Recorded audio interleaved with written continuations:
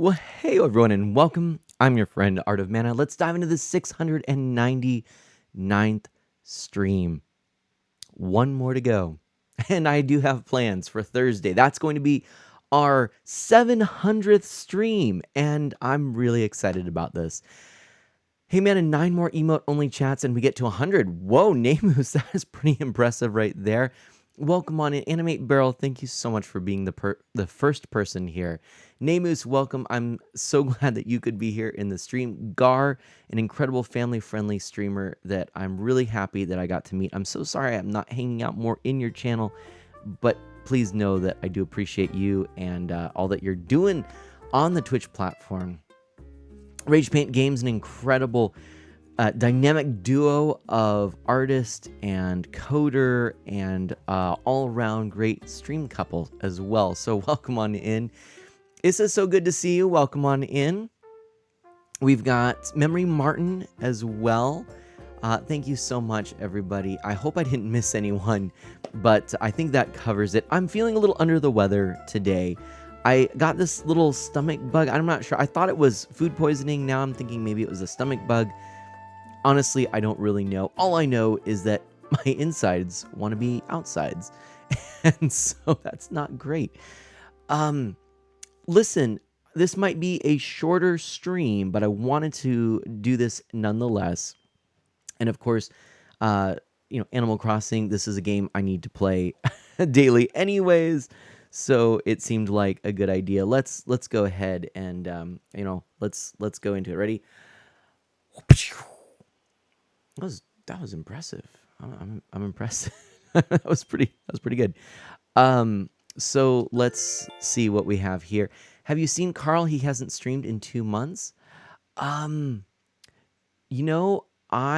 was wondering that, Issa. I actually have not. Oh, by the way, look, you can see over here, there's actually little tips now in the game. So this is talking about gyroids. This was one of the upgrades that I purchased. I actually think it's kind of nice.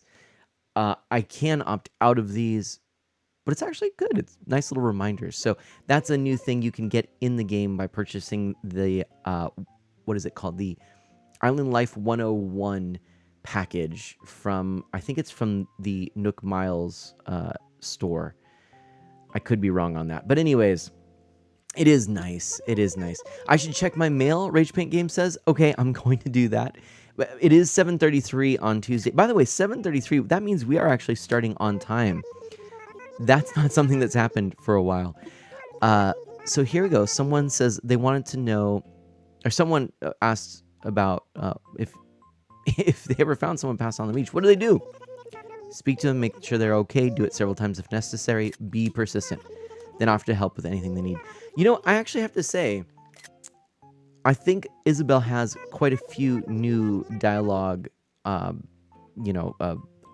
that, out of the random assortment of them. Because I don't remember seeing a lot of these. I could be wrong. Maybe those are also tied to that Island Life 101 package. I actually don't know, but it actually is really nice, so. Uh-oh. Oh no. We've got emote only. Well, let's go ahead and spam the emotes right now. And then, look, I can just kind of go right around there. Let's take a look and see. We've got, well, first of all, we've got, hey, oh! Look at this. Yep. I did see this. Rage Paint Games, thank you so much. Rage Paint Games, dear Brian, I want to express my appreciation for all that you do for me. That's why I decided to get you this gift. I hope you like your shiny new creepy skeleton, which made me laugh so much. It made me instantly think about Castlevania. So that was a great, great idea there. Look at that. That's well done. Well done. I love it. But thank you so much for that. Now, Marina has written to us as well. Look at that. You know what? I do this too. Do you ever see when numbers line up like this? In fact, every time I'm starting my stream and there's the countdown timer, I always try to start the stream on something that's somewhat a special number. And it varies. Sometimes it's like, oh, well, let's start it at 5 minutes exactly. Sometimes let's start it at 6 minutes, 40 seconds. I don't know why that sounds right. It's 64. I don't know. But I do try to do that sometimes. So, yeah. And then I've got some handheld lanterns there that I need to pick up as well. Did I not purchase more yesterday? I could have sworn I did. Rather peculiar. But I'll grab those. We're going to do a quick check-in and make sure we've got all of our 300 Nook miles, our daily 300 Nook miles. I do want to share some kind of some big thoughts with you. Some things that have been bouncing around in my old noggin. 7+ days in a row, 300 bonus miles. See, that's part of why I ended up with over 300,000 bonus miles. However, I am down now because I've been using them. There's a lot more features. Can I tell you, can I be honest? I still have not actually gone into the DLC proper yet. If you can believe it, part of it is that my Switch sounds like right, Animate Bro? My Switch sounds like a jet engine about to take off. I do need to, I don't know what I'm going to do.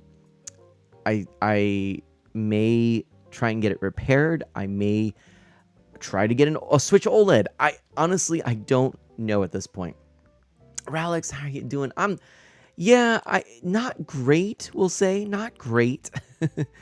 Oh, and we don't get a new KK Slider lantern. That's all right. I was looking at the lanterns. A new KK Slider album. That's too bad. Right, Rage Paint Games. Honestly, I don't know. It's one of those big questions right now, and it's not like I have tons of money to do this, but the question is, all right, well, how much is it really going to cost in total to repair this one versus getting something that's newer and presumably will last a little longer? I don't know, but Seth says, I've still been clinging onto my launch Switch, finally upgraded to the OLED. And this is a launch Switch. So that's kind of where I'm like, maybe, I don't know. Did he announce a break? Not that I know of, Issa. Not that I know of. I could be wrong on that, though. To be honest, I'm not totally sure. Ooh, we got a little bonus for buying things. Let's go ahead and grab those real quick. Yeah, no, I think that it's probably one of those situations like I've done several times where sometimes you just get really caught up in all kinds of things and you're busy and it just, it just doesn't work out to stream. I could be wrong though. I've been really out of the loop here in terms of our community and whatnot. So yeah, I don't know what Carl's up to. Seth asks, what fun is planned for the big 700 stream? So, okay, you know what? I would say that we are, Issa, although I would definitely admit to it being not a super deep friendship. I feel like there's a potential for it to grow. But, right now it's like that acquaintance level friendship. We don't necessarily talk a whole lot outside of, the occasional conversation. But yeah, I hope he's doing okay too. Chrono says, begin singing with the Animal Crossing villagers, but they begin to run away. Pretty much. Chrono is here. Welcome on in. Okay. So yeah, let's do, we'll take a pause here. We'll take a pause and let me just share we got sticks though. There you go. That's right. Is yeah, no, I mean, I really do. I like Carl a ton. I just, we don't talk as much where I would say like we're really close as of yet. But I feel like we're very similar in a lot of ways, and we definitely connect on that level a lot of ways. Our villagers look dapper. I know, Seth, right? Sometimes streamers just need a break. It takes a lot of energy to do this day in and day out. Exactly, Ralex, right? Yeah, and that's it. Get that same feeling, Issa, for sure, right? Dash Magnum's here. Awesome. Well, okay, so first of all, let me just share with you the plan for the next stream. So, 700, the big 700. Now, you may recall that in years past, I've had some pretty significant streams around these big milestone streams. Oh, Wooby, welcome on in. And Mike Tron, welcome on in. So the 300th stream that I ever did was actually done at Streamlabs headquarters in Canada, in Vancouver, specifically British Columbia. And so I was able to go to the headquarters, stream from the Streamlabs offices, and I interviewed some of the Streamlabs staff. It was really awesome. Yeah, no, name was right. I still have the VOD, although I'm going to have to figure out how to actually maybe just share that with people. But yeah, super cool. We did that, and I felt like that was a neat way to celebrate that milestone. And now, with the 700th stream, I'm going to be doing another guest stream. This is going to be an instance of Isle Man Alive, which I think is appropriate considering my love for this franchise and the fact that it has been such a big part of my streams for quite a while now, actually. It's kind of been almost, I would say, the main game that I stream. As a streamer, I would almost identify myself as an Animal Crossing streamer at this point. It's certainly not the only game I've streamed. If you look, I mean, there's hundreds of games I've streamed over the course of the last several years, but Animal Crossing ranks among the most streamed. In fact, it is New Horizons is the most streamed game I have streamed. Right, 700th episode. What a journey, Mike Tron says. Exactly. So we're going to do an Isle Man Alive episode. Again, appropriate Animal Crossing. Isle Man Alive is my interview, live, late night TV show style stream. And I have a room in the basement of my house here in Animal Crossing, set up like a studio. And I have guests on, and we interview them.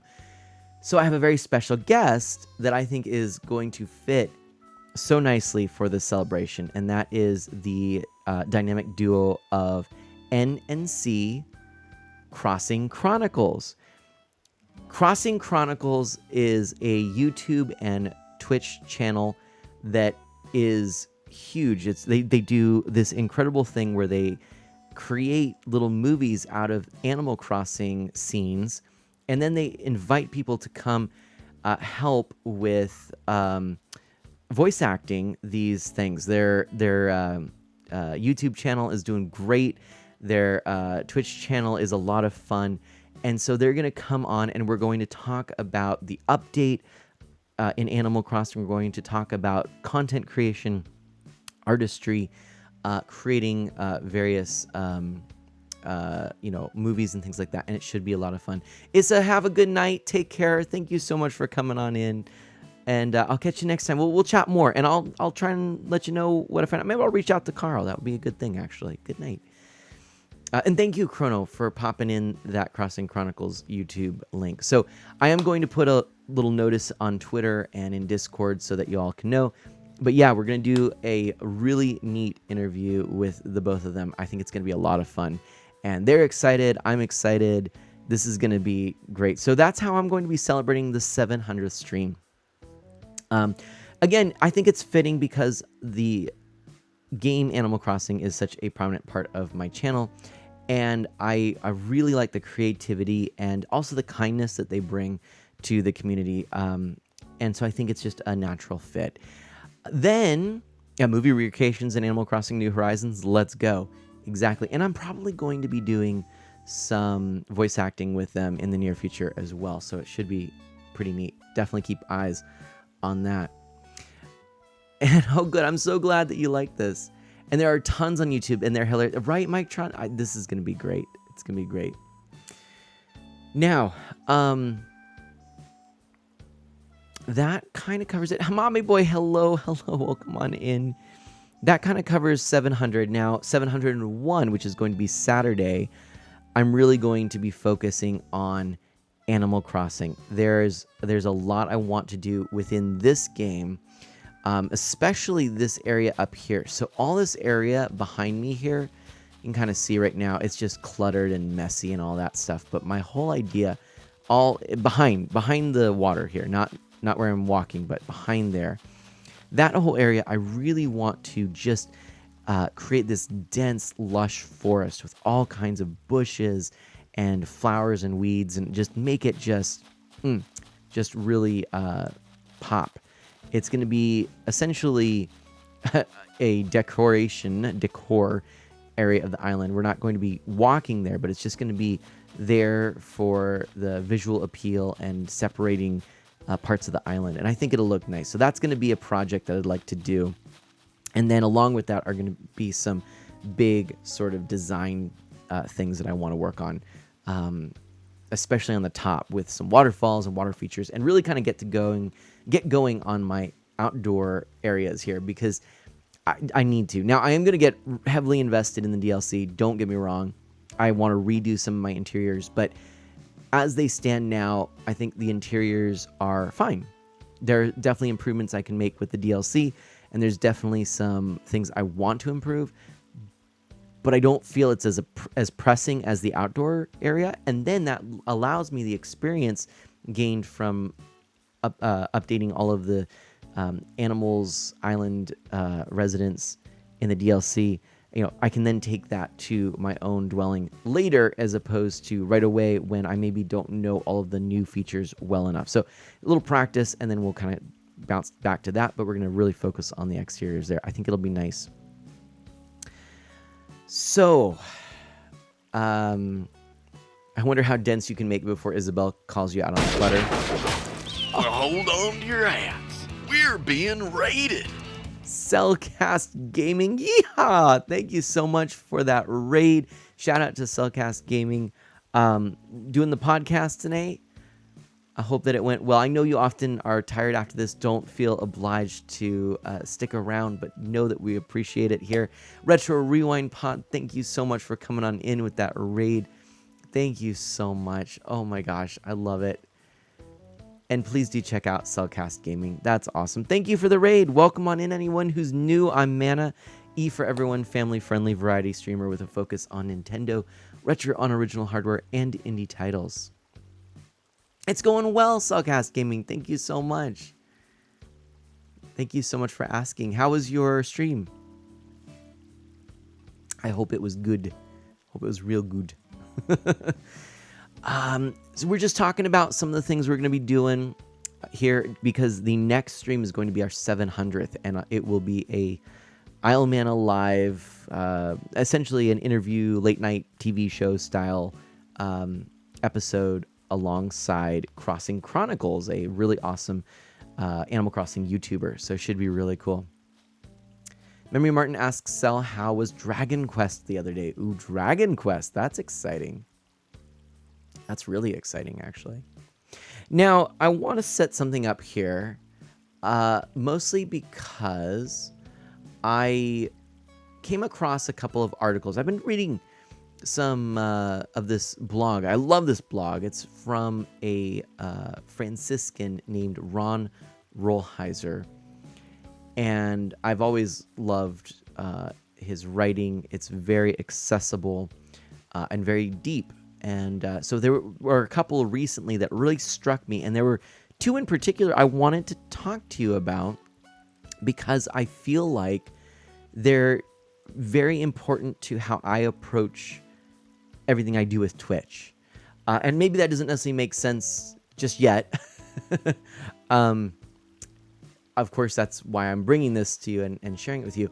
I didn't prepare anything. I didn't think about my words necessarily. It's just these things that have been ruminating, and I want to express them out loud, and then hopefully understand them a bit more, and wrestle with you. I think that would be really cool, actually.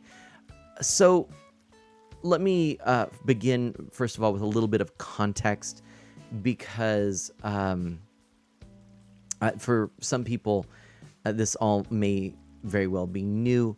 And what is it? Don't move to YouTube? No, Animate Braille. I'm not going to. Don't worry. No, that's not my plan. That's not my plan. No. In fact, Zershade is here. Hello, Zershade. Welcome on in. No, my plan is, in fact, to try to really do more Twitch. And, I've kind of stopped YouTube somewhat. I still would like to get going with it, but there's a reason I do Twitch. It's because I can have this interaction with you. So a little bit of background. First of all, I'm Roman Catholic. I love my faith. And I really love Benedictine spirituality, and this is the monastic spirituality coming out of the Benedictine tradition, and that is the monastic order founded by Saint Benedict, the really kind of known as the father of Western monasticism. So a lot of people, when you hear the word monk, you either tend this is just anecdotal, but I tend to hear this a lot. Someone either thinks of like the Dungeons and Dragons monk, right? Like almost like the warrior monk class kind of thing. Or they think of maybe a Buddhist monk. It's a very, or like, someone that's very ascetic and it lives incredibly sparsely, things like that. Benedictine monasticism is really one that emphasizes balance, and especially a balance between work and prayer. In fact, sort of the motto is ora et labora, which is prayer and work. Which one makes monk fruit? Retro Rewind Pod says, monk fruit. What? Oh, wait, what is monk fruit? I feel like I've heard of this, monk fruit. What is the MUNK fruit? What is? I don't know, actually. I have no idea. But so that's speaking of Benedictines, Hamabe Boy says. I want to know what Hamabe Boy is going to say in a moment. And yes. A Benedictine monk friend of ours, recently it was their birthday. Yes, you're right, Hamabe Boy. I was thinking about that. Dash says, I've always said you're very good at removing poison from wine. Deep cut Benedictine joke. Dash, I love it.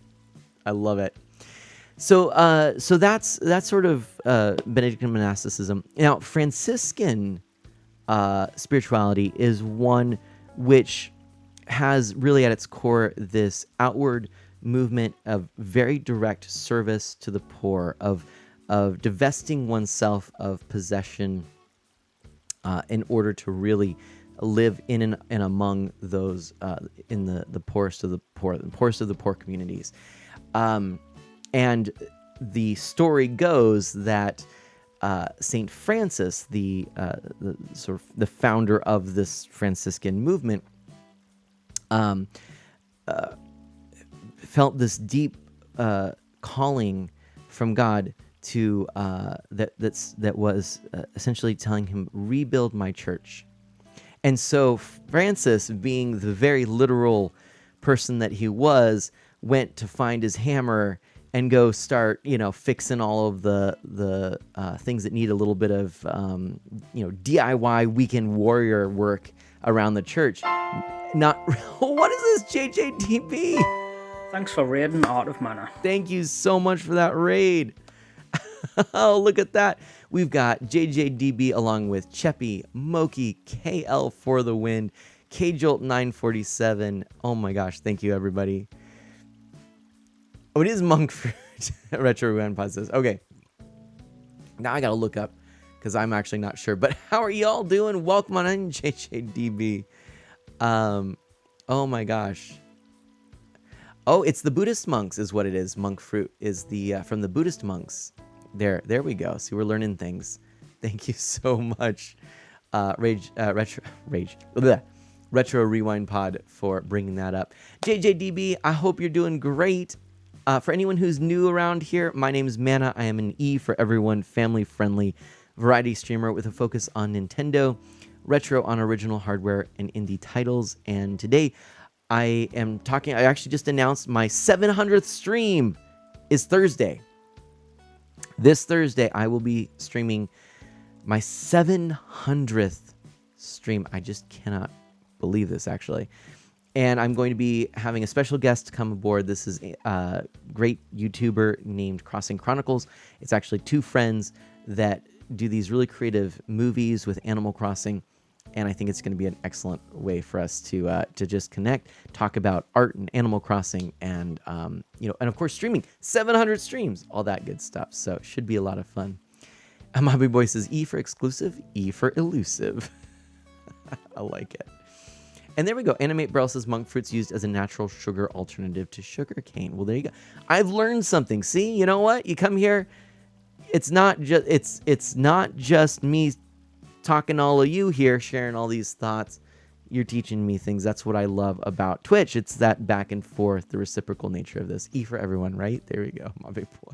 Or Chrono. And JJDB, you just hit 600 on Saturday. Of course, you're doing the dailies, right? So you're gonna rack them up quick. You're gonna surpass me quite soon. That is super cool, JJ. Congratulations. Yeah, can we get a shout out? Oh, we did, but you know what? We'll get another shout out here for Cellcast and for JJDB. So, yeah. So I just want to kind of bounce back, everybody. What I've been talking, I wanted to share with you some thoughts here. And kind of some deep thoughts, things that I've been thinking about, wrestling with, that kind of thing here. E for everyone in there, Grandma. And I love this. The second streams. This is funny. So I'm giving context for what I've been reading because it comes from a Franciscan. So I talked a little bit about my own faith. I'm a Roman Catholic. I love it. I talked about Benedictine spirituality, which is, I love it. It's monasticism, balance, work, and prayer. Then talking about Franciscans. Now, I was just saying when we got rated that there's this story, as it goes, that our man Francis felt this calling to rebuild God's church and sort of went out with hammer and went to, weekend warrior of the church, then realized, no, it wasn't about the physical building, but it was about rebuilding the church. And really, Francis's legacy is one of reconnecting to the poor, reconnecting to stewardship of our world. And so that was that greater calling to rebuilding the church. Now, I had this really great honor. If you've ever heard of Thomas Merton, he's famous for the Seven-Story Mountain, etc. Out east, there is the hills where Thomas Merton would roam. That area, there's a university, and there's a huge retreat center on these incredible, lush, natural hillsides. I mean, just rolling hillsides. It's incredible. And there's I had the great privilege, actually, of being able to go out. And he was a Trappist, and he and so there was this really awesome opportunity I had where I went, spent time again in the kind of the same places where he roamed and thought and wrote, and especially studying among the Cistercians. And so I was out there, and there was this opportunity to go to this retreat center. And I'm sorry, I'm kind of like bouncing around because I'm like so many things in my life, I think back on them, and it's like when I think about them later, I'm like, that was really cool. But then in the moment, oftentimes I don't really have the sort of foresight to really remember all the details. I remember the things that were meaningful to me, but like I want to kind of give you a little more context, but I can't. Anyway, so and JJDB, enjoy your lurk, no problem. So I was just, let me actually try and see if I could actually pop up and let you know what that actual retreat center was called. I can't think of it right now. I'm completely blanking on it, which makes me really sad, but I don't think I'm going to find it right now. Anyway, that doesn't really matter. Let me explain it to you because it was so incredibly beautiful. Imagine, this is like out east, kind of,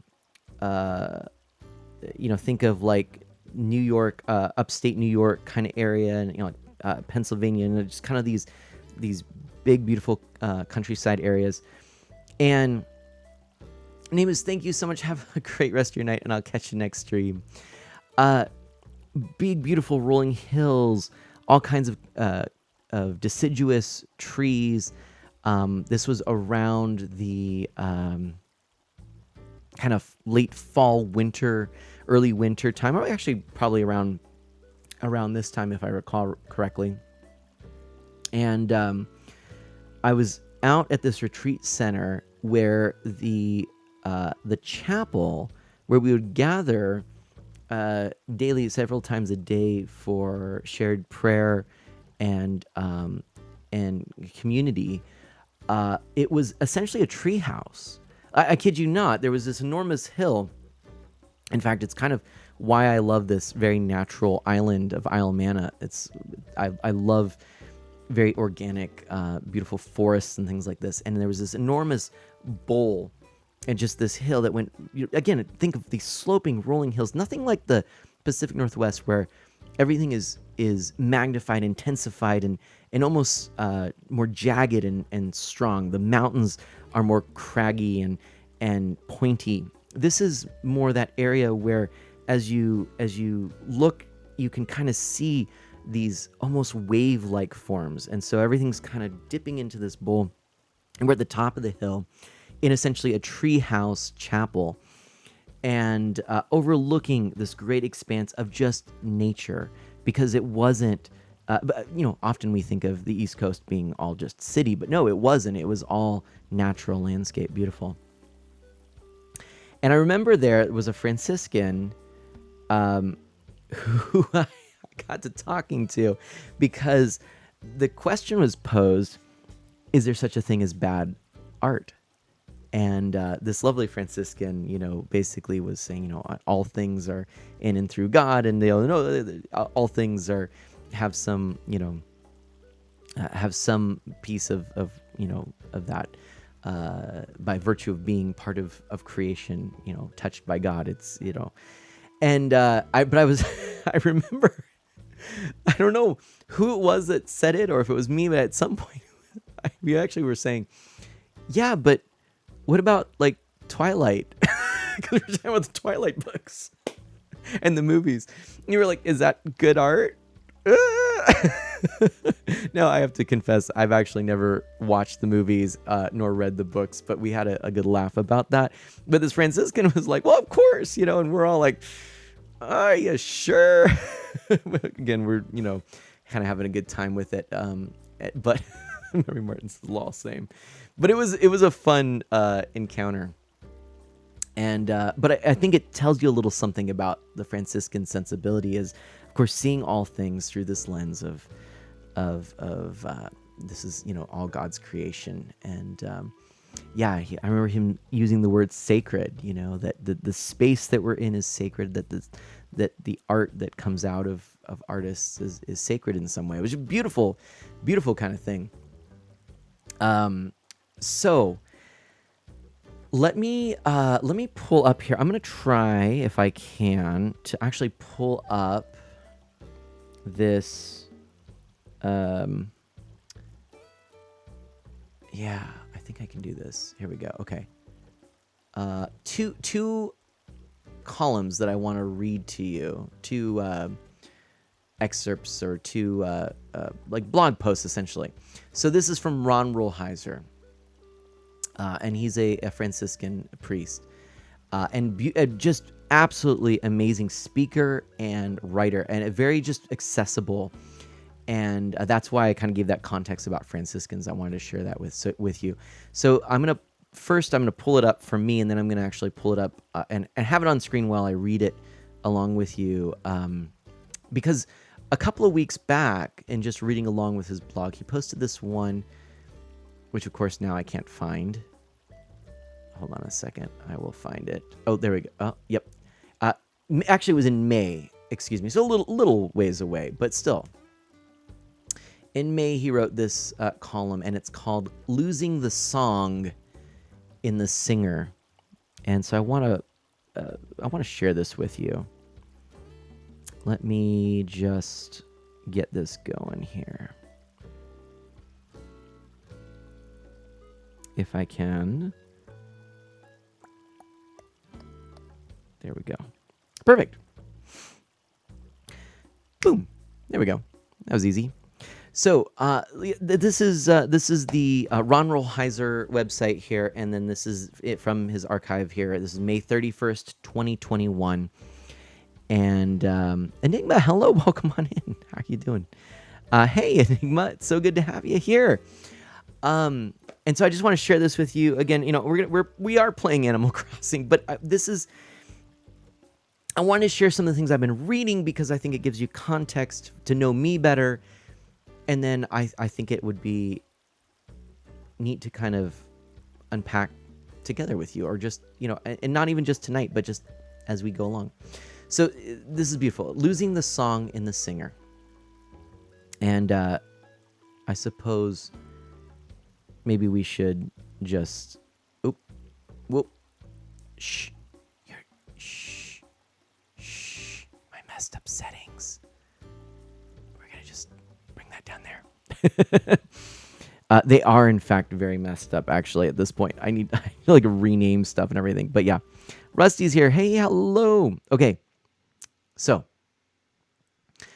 often while listening to someone singing live or on television, I close my eyes to try to hear the song so as not to let the singer's performance get in the way of the song. A song can be lost in its performance. Indeed, the performance can take over so that the song is replaced by the singer.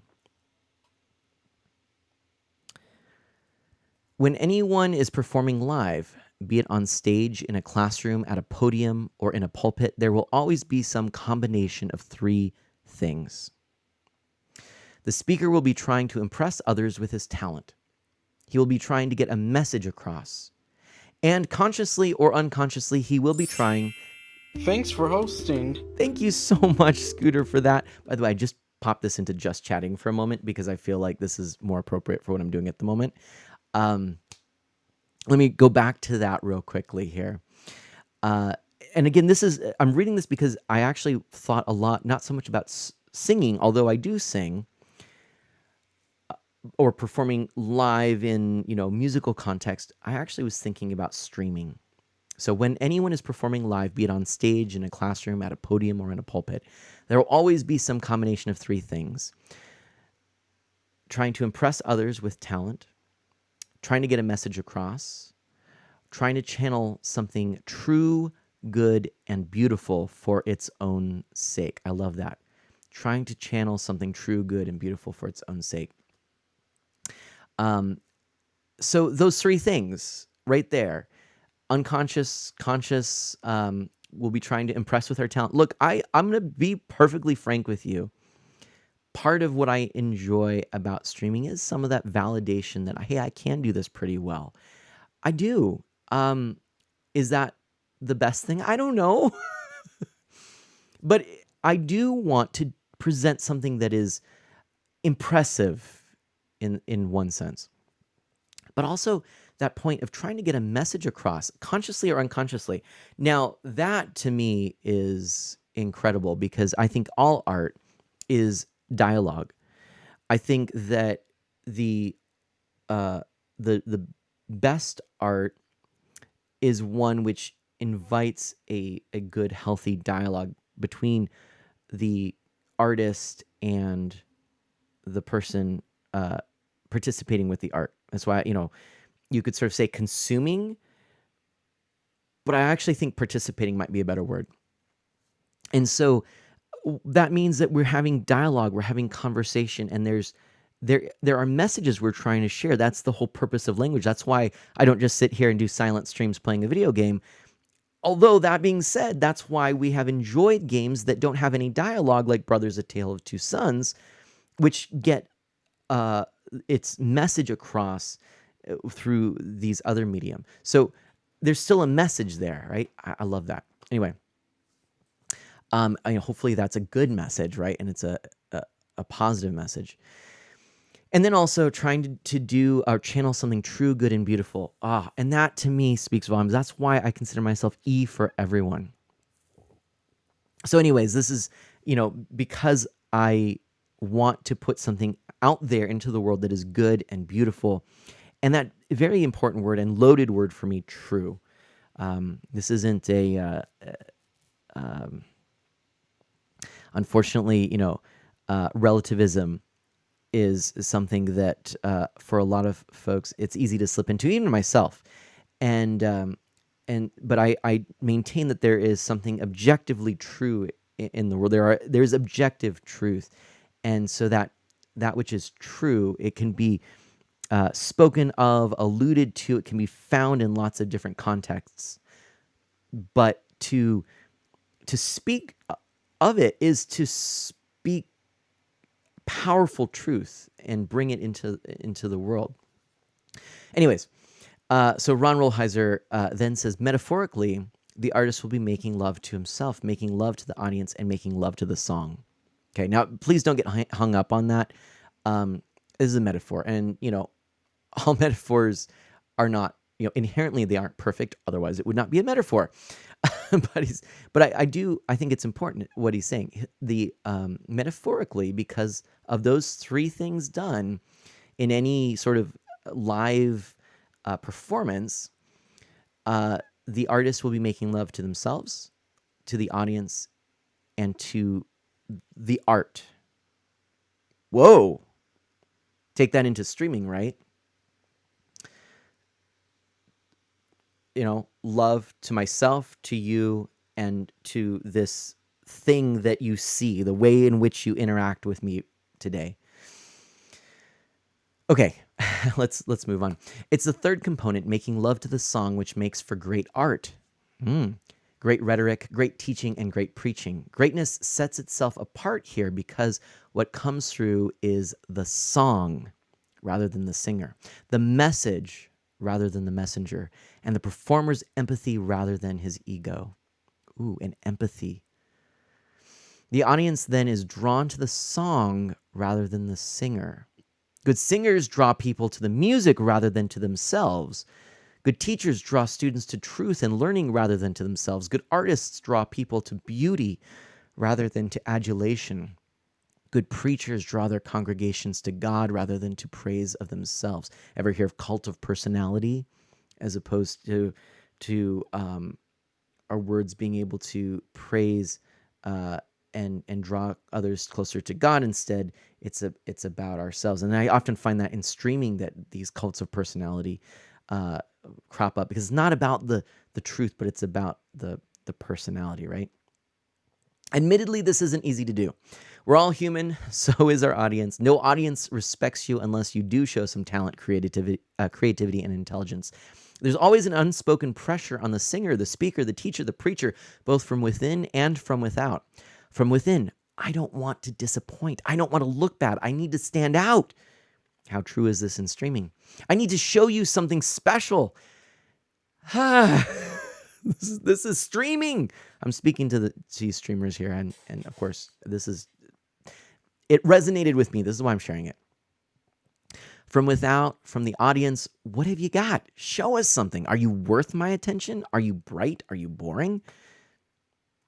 Whoa, right? Just to the point, right? That's what I love about Ron Rolheiser. Only the most mature person can be free of these pressures. Thus, the song easily gets lost in the singer, the message in the messenger, the teaching in the teacher, and the message of God in the personality of the preacher. As a teacher, preacher, and writer, I admit my own long struggle with this. When you first start teaching, you had better impress your students or you won't have their attention or respect for long. The same with preaching. The congregation is always sizing you up, and you had better measure up or no one will be listening to you. Moreover, unless you have an exceptionally strong self-image, you will be a perennial prisoner of your own insecurities. Nobody wants to look bad, stupid, uninformed, or come across as talentless. Everyone wants to look good. Wow. By the way, that piece about an exceptionally strong self-image, I posit that for streamers, this is the number one reason that people do stop streaming. In fact, honestly, and I'm not saying that I'm super mature and perfect and I've attained like this higher spiritual existence. But if it were not for a deep connection to my faith and to something deeper and bigger and beyond just this, I would not have lasted 700 streams. I guarantee you. There is absolutely no way. Scooter's loving this post, by the way. I'm so glad. And there's some other great comments. I'm going to back up to this. Iron Rusty says, that's why it's so good playing music with you, Mana, because you care about the song. Thank you, Iron Rusty. Thank you. So, and oh my Kake-sama, welcome on in. So this is the thing that I think gets everyone tripped up, is because, again, if you don't have that strong foundation and a sense of being connected to something bigger, we'll touch on that more in a little bit. I think you're going to burn out quickly. I absolutely would have, because this is tough emotionally, and in terms of self-confidence. There are streams that I just train wreck everything. There are times where I feel like I'm caught up into the uncomfortable moments of when I was in, for example, when I was in, middle school or early high school, where I didn't really fit in and things were just uncomfortable and awkward, and I felt like people were judging me, and I didn't feel like I knew how to present myself. That's how I've often felt with streaming, and I hadn't felt it for years before I started streaming. So odd, right? But I mean, that's not to say it's not worthwhile, but it is to say that if you don't have some kind of strong foundation, it's probably going to be that much harder for you. Okay, I'm so sorry. I'm like I said, I've got stomach issues. I'm like, yeah. Anyway. Okay. Dash says, as someone from a choral music background, there's also the importance of being able to blend and balance your sound with the voices around you to make the song clearer and more impactful. I love it. Enigma says it's a good article. Yes, right? This is good. Okay.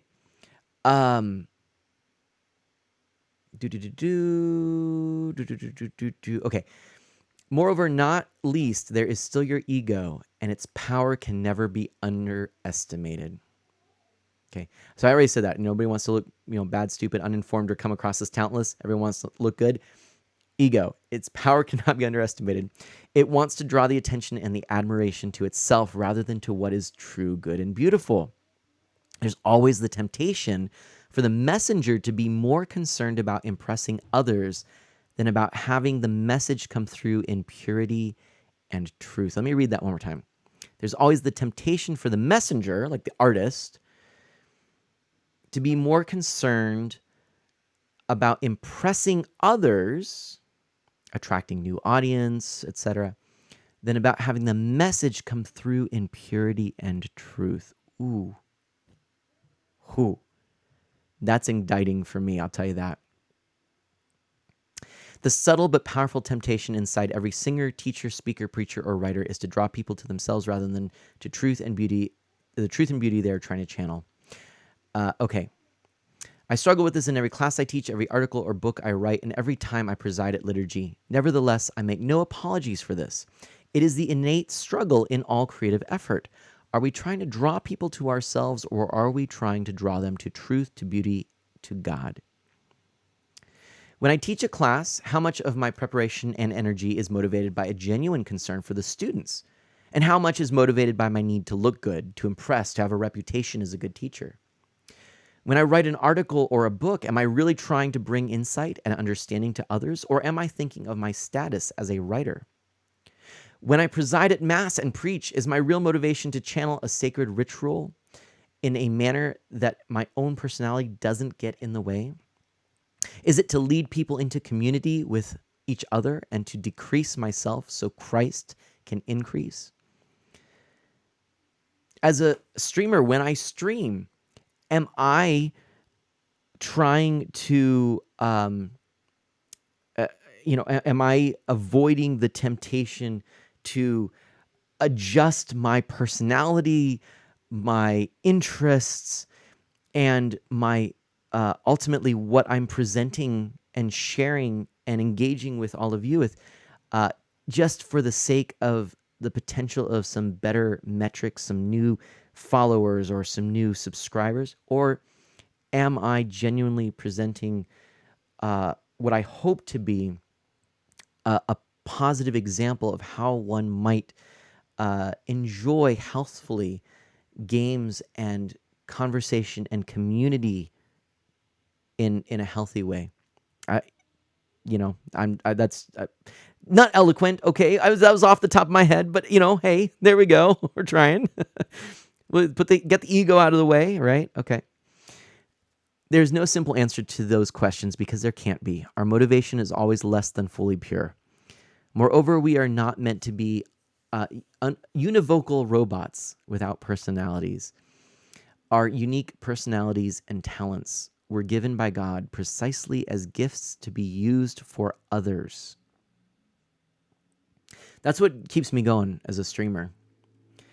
If I am, and I believe myself to be at least somewhat good at this, then that's what keeps me going, is that it is still being received as gift by others. And that is why I keep offering the gift, even when it can at times be very draining. Still, there's a clear warning sign. Ooh. When the focus of the audience is more on our personalities than the song, or on the song, we are probably making love more to ourselves and our admirers than to the song. And that's the line that hit me. That's the line that hit me right there. That's when I went, oh, snap.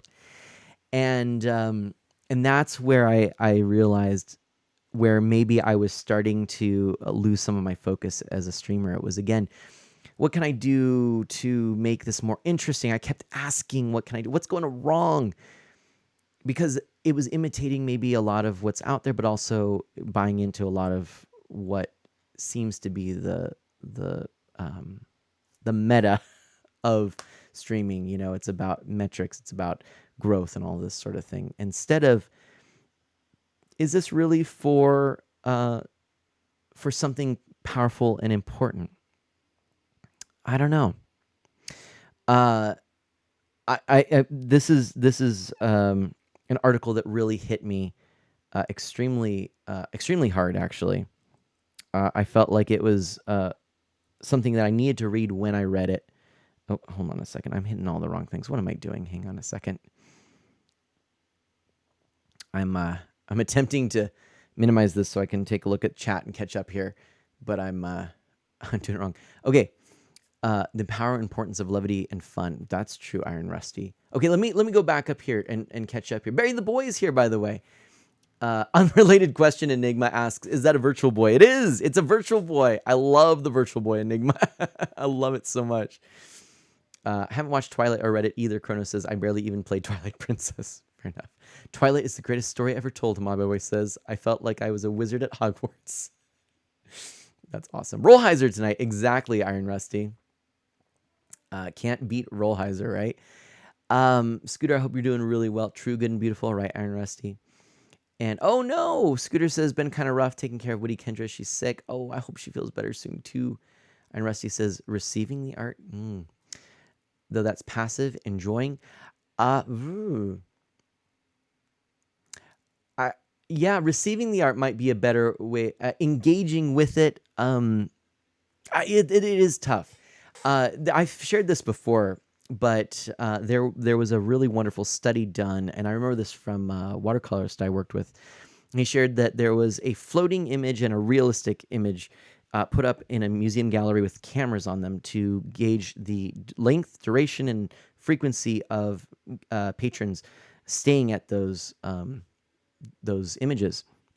So one is a photorealistic oil painting done that technically elaborately beautiful and technically impressive, but it didn't leave much room for the imagination. Instead, it was almost as if you had taken a very clear photograph and put it on the wall, which is, again, I'm not trying to cast shade towards photography as an art. So, but just imagine again something that's just, okay, there you go. That's the image, right?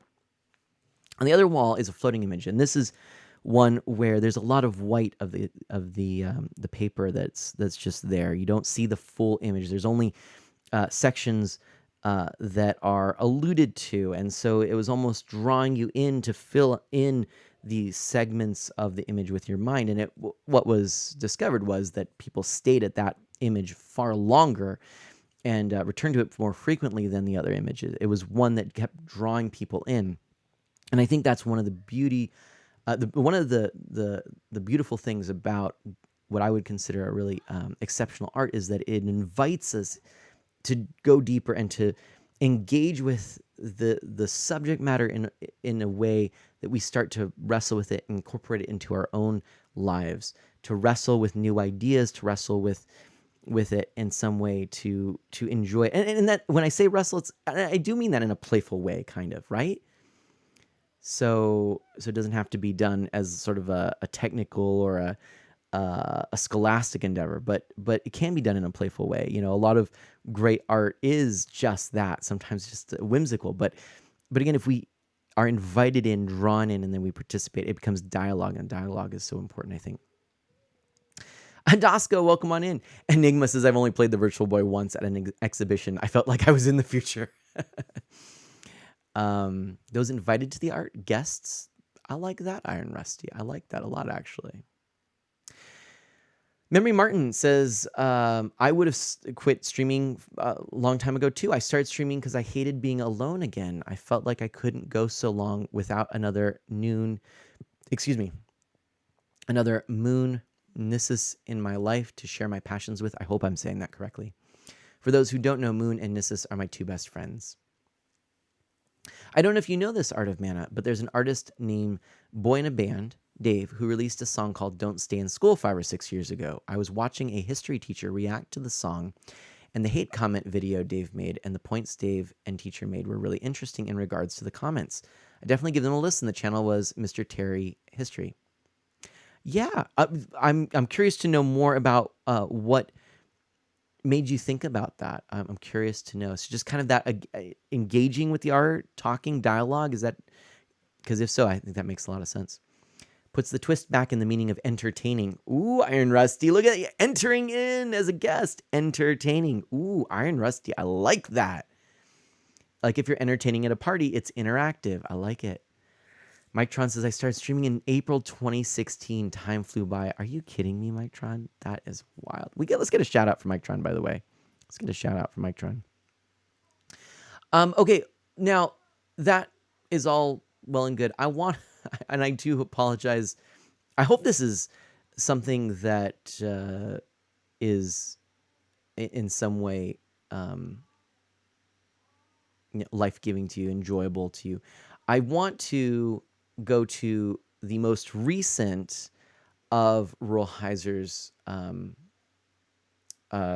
writings, and this was from yesterday. And I recall reading this yesterday, and that's part of what spurred me on to want to read this today and share it with you. There we go. There's that shout out. Awesome. Thank you so much. Oh, and what does Scooter say here? Scooter says, I think I can be very entertaining, and streaming really shows my personality and helped build confidence with my physical disability. Absolutely. And you can be entertaining. Absolutely.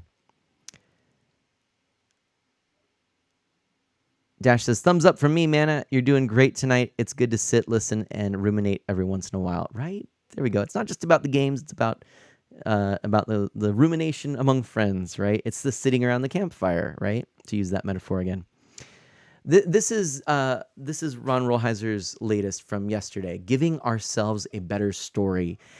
And a little more context to this one is I was actually talking with with a few folks actually, um, and our pastor at our parish was the first person kind of talking about what do we think is the defining struggle or hurdle of our time, and what is kind of the central thing to focus on here in this. And so for him, it was about identity. It was understanding your identity, that was somehow the crux of it. I remember working alongside several incredible people, and one of them, uh, a um, a friend of mine, and a pastor who viewed everything through this lens of connection with the risen Christ. That's the crux of it. Um, and I kind of was just wrestling with what is the defining difficulty of our time. I don't know. Identity didn't seem to be it to me for several reasons, but um, and maybe just in one sense because we so often are talking about identity. But I think Ron Rolheiser, just nailed it, and I was able to kind of come away going, aha, you know what? I think this is what it is. Giving ourselves a better story. So, in a recent book, Living Between Worlds, James Hollis offers a piece of wit that carries more depth than it is first evident. A therapist says to a client, I cannot solve your problem, but I can give you a more compelling story for your misery. That's more than a wisecrack. Whether we feel good or bad about ourselves is often predicated on what kind of story we understand ourselves as living within. I remember a seminar some years ago where one of the keynote speakers was a young French-Canadian priest, and I am not going to say the name correctly, but Pierre-Olivier Tremblay. I don't know. I'm terrible at French. And we'll say Tremblay began his talk with words to this effect. I'm a chaplain at a university working with young college students. They are full of life, dreams, and energy. Sadly, however, they are mostly devoid of hope because they have no meta-narrative. They suffer a lot because they do not have a bigger story within which to understand themselves and make more sense of their own story. Their own stories, precious though they are too small and individualistic to give them much to draw on when pain and heartache beset them. They need a bigger story within which to situate themselves, a meta-narrative. While this wouldn't necessarily take away their pain and heartaches, it would give them something bigger within which to understand their suffering. Now, to talk about suffering, this is a whole other topic, and we certainly could get into it, but to understanding suffering in especially in a Christian context is to understand that we don't necessarily have an answer for suffering. However, there is context and there is relationship, and that it is the scriptural message that God is with us when we suffer, that Jesus is with us when we suffer, that we are not alone in it, that Jesus entered into suffering with and for us. So, context, right? That's a greater narrative here. But certainly suffering it's complicated. That's not, I mean, it's a part of it. That's like a facet of suffering, if you will. There's all sorts of approaches to why is there suffering, but that's just a small facet. But I think, again, this is so powerful. They suffer a lot because they do not have a bigger story within which to understand themselves and make more sense of their own story. So I thought, what is the message then, right? What is, if as an artist, part of my role is to speak to this truth, what is the message? And the message has to be in some way, beyond all the divisiveness in the world right now. Sorry, there's like little things floating around here. But beyond all of the fragmentation of our communities, beyond the difficulty in having not only fruitful but actually respectful dialogue with others of differing opinions. What we're in a situation where uh, where we isolate with like-minded individuals and we disconnect. And hey, Dad and Cat, you're coming in at a good spot here. Um, and I'm going to wrap up this thought, and then we're going to welcome all of our raiders, and then we'll give a little context to all this. What is the bigger context? And if we are separating and isolating, our context actually becomes smaller and smaller, doesn't it? Rather than being enlarged through having to encounter other people. I think that's kind of where I'm going with that. Anyway, welcome, Dad and Cat. Thank you so much for coming on in. Welcome to the stream. Hope you're having a wonderful, wonderful time. I hope you're enjoying Animal Crossing. Welcome, all you lovely raiders, Dad and Cat. It is always so good to have you here. I'm actually sharing. Oh, yeah, we rated what looked like a really profound thought. Well, thank you so much, Dad and Cat. What I'm talking about right now, we're taking a little break from Animal Crossing. It's profound up in here. Having a mini manner. That's right, Memory Martin. What we're talking about, I'm reading a couple of stories, a couple of blog posts actually, or writings from Ron Rolheiser, who's a Franciscan. Just full context for anyone who doesn't know, I'm a Roman Catholic. But I really believe that that you don't have to be Catholic to understand what I'm sharing here, because I think it's really important and universal. In fact, well, actually, like what Catholic means. But what I was surprised by is that these two writings that I came across, that I was rereading, one and then the other one just was shared yesterday, really spoke so much to streaming and me as streaming. I'm coming up on my 700th stream Thursday. And so it was a time to kind of pause, reflect, and think about why I stream. And so that's what I'm doing here.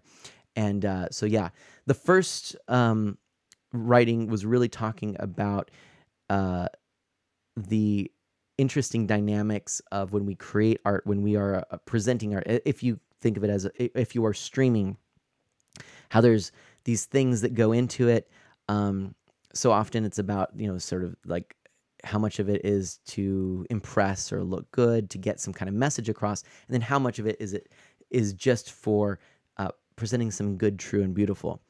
And so there's this interesting and sometimes conscious or unconscious aspect of creation, and so that content creation and whatnot. That was the first story. Now this other one, which I think is really interesting, is okay. So what then is that greater message? What is one of the messages I want to share? And so we just started this, but basically I'll reread this section and we're going to talk a little bit more. We are going to get to more Animal Crossing. I hope you're all doing great. Thank you so much for being here, and thanks for that raid. I am an E for everyone, family-friendly variety streamer focused on Nintendo retro and original hardware and indie titles, by the way. and we do have a mission statement too, which after this, if I remember, I'll read because it ties in. Anyway, here's this quote once more here. It says, the students of this chaplain said the chaplain of these students said of his students, they suffer a lot because they do not have a bigger story within which to understand themselves and make more sense of their own story. Really powerful stuff right there. So it's about context, meta-narrative, about something bigger, about understanding one's own role in the world and being able to wrestle with connectedness, of ideas and place in the world. If I may. In a recent book, Living Between Worlds, James Hollis offers excuse me, that's the start of it. Okay. Hearing this, I think of my parents and the spirituality that helped sustain them in their generation. They had a meta-narrative, namely the Christian story of salvation history and of how in that story at the very beginning of history, Adam and Eve committed an original sin that has ever since skewed reality so as to leave us with the impossibility of ever attaining the full symphony in this life. When their lives got hard, as is the case with all of us, they had a religious perspective as to why they were frustrated and in pain. They understood themselves to be born into a flawed world and a flawed nature. Hence, their prayer included the words, "For now we live mourning and weeping in a valley of tears." Now, today we might frown on this and see it as unhealthy and morbid, but that narrative of Adam and Eve helped give some explanation and meaning to all the shortcomings in their lives. While it didn't take away their pain, it helped give dignity to their miseries. Today, I see many sincere parents trying in new ways to give a bigger narrative to their young children through stories like The Lion King, and that might indeed be helpful for young children.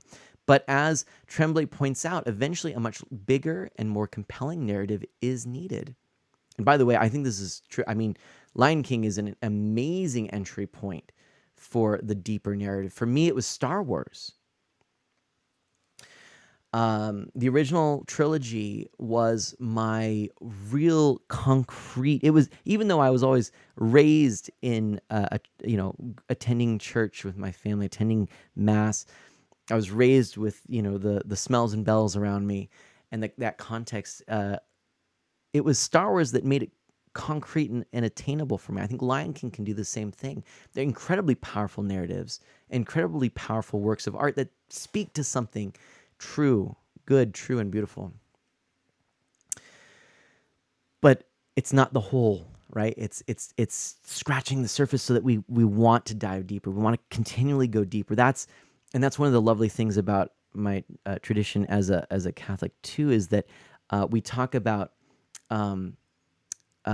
conversion in a very different way than a lot of our Christian brothers and sisters in other denominations. For us, it is a continual daily conversion. It's not a one and done kind of thing, but it's a continual conversion of our heart, mind, and soul oriented towards God. And so, just a little aside there. I love that because it resonates with me, and it's just this kind of, speaking to just this kind of thing. It's that connection that we have with truth that makes us want to go deeper and deeper and deeper. And so then the story within which we frame our pain makes all the difference in a world vis-a-vis how we cope with that pain.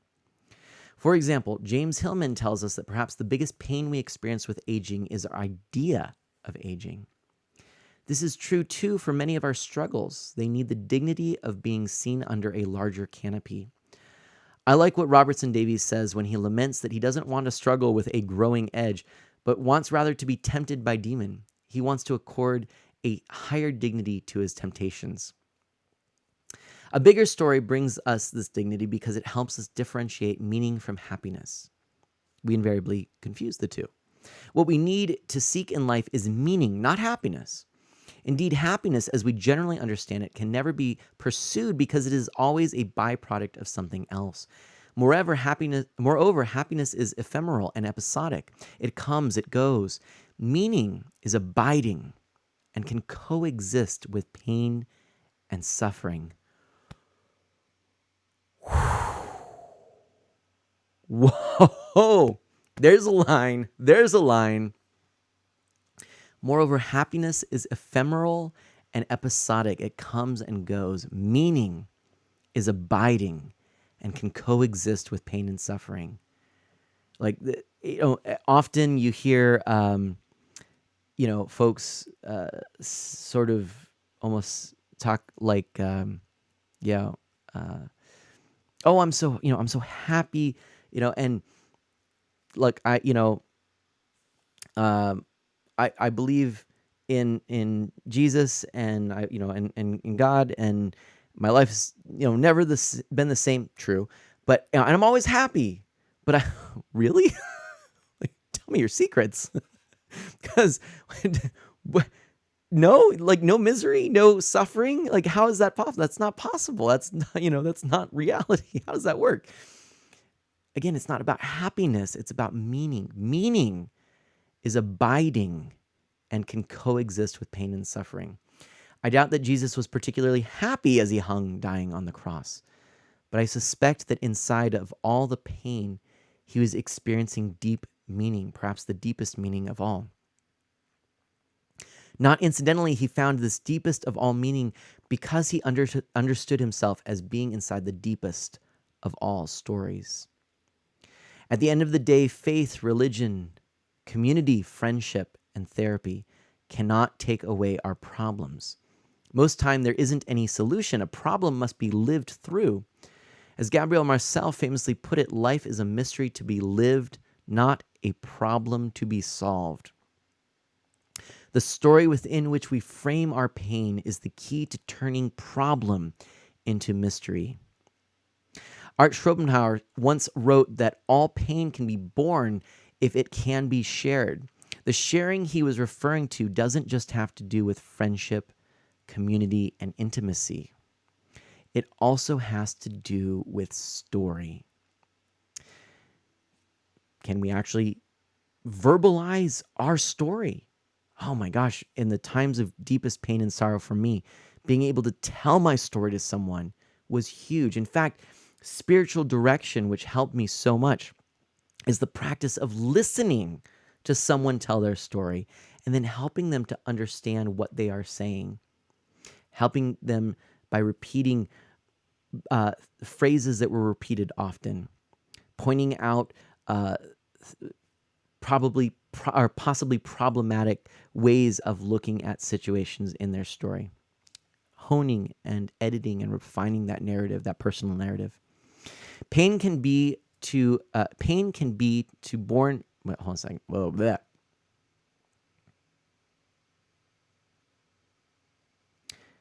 I think there's a typo. Pain can be born more generatively. There we go. That's what it should be. That two shouldn't be there. Come on, Ron. Edit. No. Pain can be born more generatively when it finds itself, life-giving, when it finds itself inside a larger story than its own. When it shares a meta-narrative, a horizon wide enough to dwarf idiosyncratic loneliness.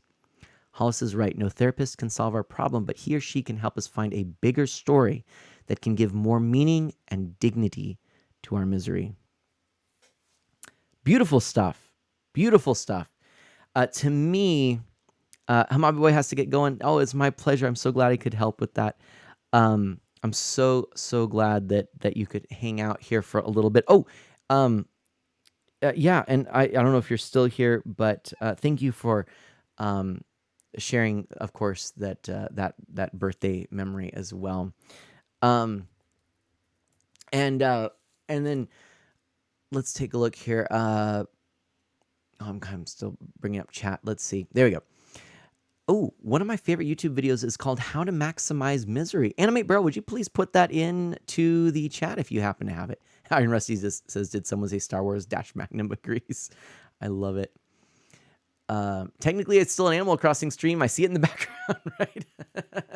Dan Cat says, Memory Martin, it was a good stream. I'll hang out a bit, so maybe after these thoughts, I can say what we were doing in Animal Crossing. Please do. I'd love to hear that. Now's a good time.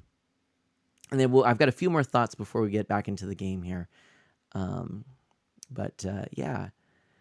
There we go. There's that link, everyone, right there. And I'm going to pull that up as well. That's good. That way I can grab that. Just happy. Pause it. Oops, there we go. Just pausing that. Want to check that out. Yeah. Mary Martin says, I remember why I made that comment about Dave before. It was something from the previous blog about the messenger and the message. One of the most common comments Dave got about his song, and he brought it up in his video, was that he shouldn't have used the title Don't Stay in School because it would encourage kids to drop out and they would misunderstand the message, when in fact the kids understood it more than the adults. The message Dave was sending was how messed up his education was growing up. And as someone who grew up under No Child Left Behind, I agree with Dave's message, Memory Martin says. Oh, interesting. Yeah. Interesting. So kind of just that way that it might be misinterpreted. Yeah, I can see that. The messenger and the message. Yeah, I like that. I like it. Dan Cat says, we were mostly doing the Happy Home DLC, but trying to build homes as opposite to the villagers' wishes as the game allowed. That's amazing. Oh, he's a British rapper, by the way. All right, thank you, Memory Martin. It says, better approach to chasing happiness is to improve the boat that you're sailing on. So don't do that because it's meant to maximize misery. Wait, what? It says, a better approach to chasing happiness is to improve the boat that you're sailing on. So don't do that because it's meant to maximize misery. So don't improve the boat. I'm confused. So put a hole in the boat. Destroy the mainsail. I'm not sure. Oh, Memory Martin says ephemeral is it's a word that it means like transitory, fleeting, temporary, passing, that kind of thing is what that means. Yeah, cool. No, that sounds fun, Dad and Cat. I was admitting, I feel so bad. Um, I was admitting that I actually have not yet really played the DLC. I need to, but I felt really sick yesterday, so yesterday I was planning on doing it, didn't get to it. So I have so much to do with all the other stuff. See, did I hear that? I'm sorry. Ugh. Anyway, and Animate Braille says the video is called "How to Maximize Misery," so the tips are to maximize misery. Ah, gotcha. Don't improve the boat you're sailing on. That would maximize misery. I gotcha. Makes sense. If you're going the wrong way, don't worry about the decorations. Change your direction.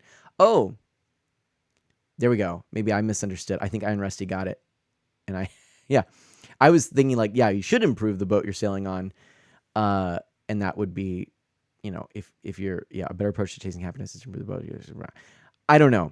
I'm going to watch this video because now I'm so confused. I just watched the video. Animate Braille says exactly. I'm just going to watch it.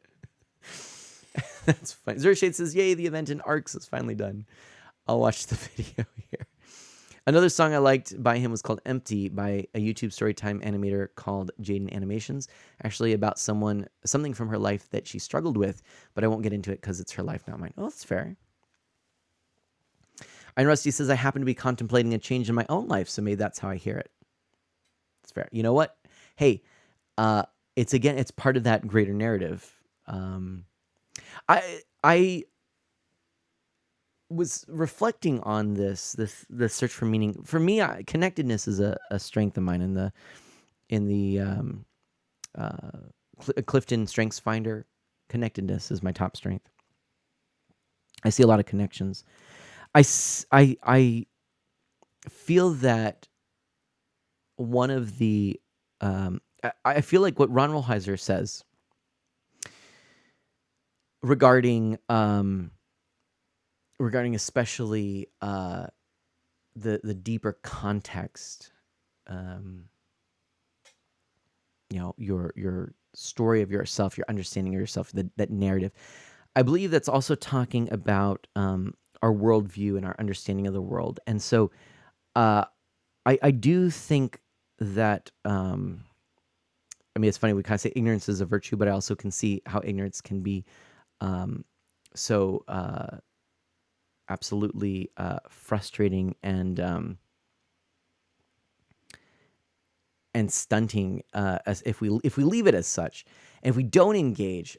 So there's a couple other Ron Rolheiser articles that I was reading and rereading, and one of them was talking specifically about how we have isolated more and more, and our communities have gotten more and more narrow, especially as the way in which we encounter news and new information has become crafted to our own unique group and perspective. And so when new ideas come in, we can often push them out and then not engage with them, which actually does neither party any good. It doesn't force us to grow. It doesn't force them to grow. It doesn't force a collective growth.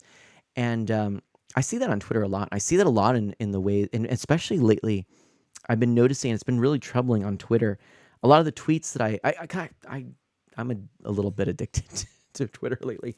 A couple of the tweets that I come across are very concrete in what they state. Now, I know I'm saying some things with maybe perhaps some authority, or at least sounding as if I have authority. I hope you know that I try and say all these things with a sensitivity, but also I wouldn't be saying them. I would hope not to be saying them as if I was speaking with great authority if I did not have some kind of deep connection and to it and understanding of it.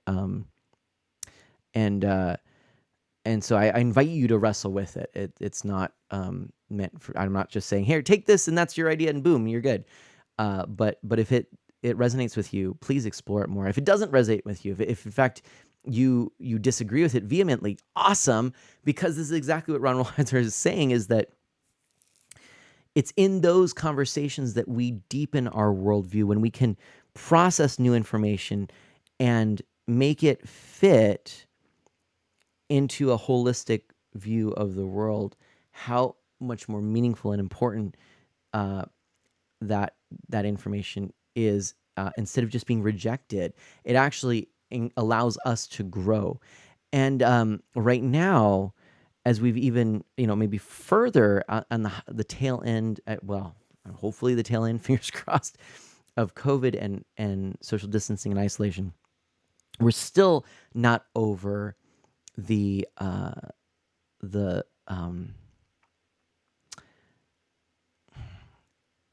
I say this hyperbolically because I think it deserves it. We're still not over the war of ideas. And it shouldn't be a war, but it is. That's the problem. And unfortunately, uh, when that's the way it looks, nobody's going to win.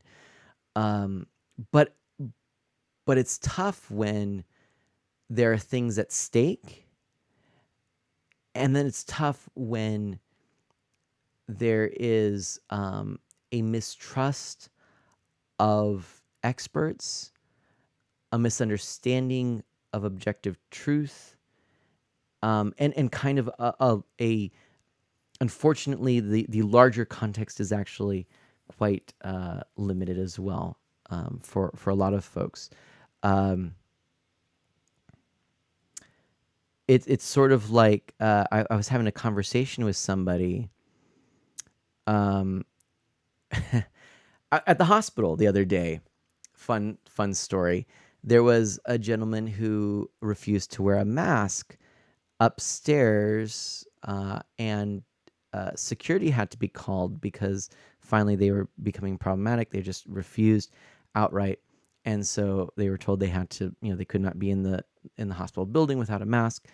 They refused to leave. Security came, and they lunged towards the security guard, and there's a hole in the wall upstairs at the hospital. True story. And and yeah, right. And and we had this conversation about why was that? Some of the staff here, we were just having this conversation. Why did that happen? What was so important for it to escalate to that? Okay, what was the context? What was going through their mind? And then it got so bad that with that, police then had to come, and unfortunately, there are some issues within our local police force, and as the police came, they actually spoke with this person in the hospital while he was maskless, and for a long time without actually just escorting him out to talk to him, finally taking him outside, and then while talking to him, now granted outside, but still with their masks down below their chin in close proximity, cracking jokes with the person. And we just thought, that's odd. That doesn't make sense, because their body language and everything is sort of indicating to this person, this is okay behavior.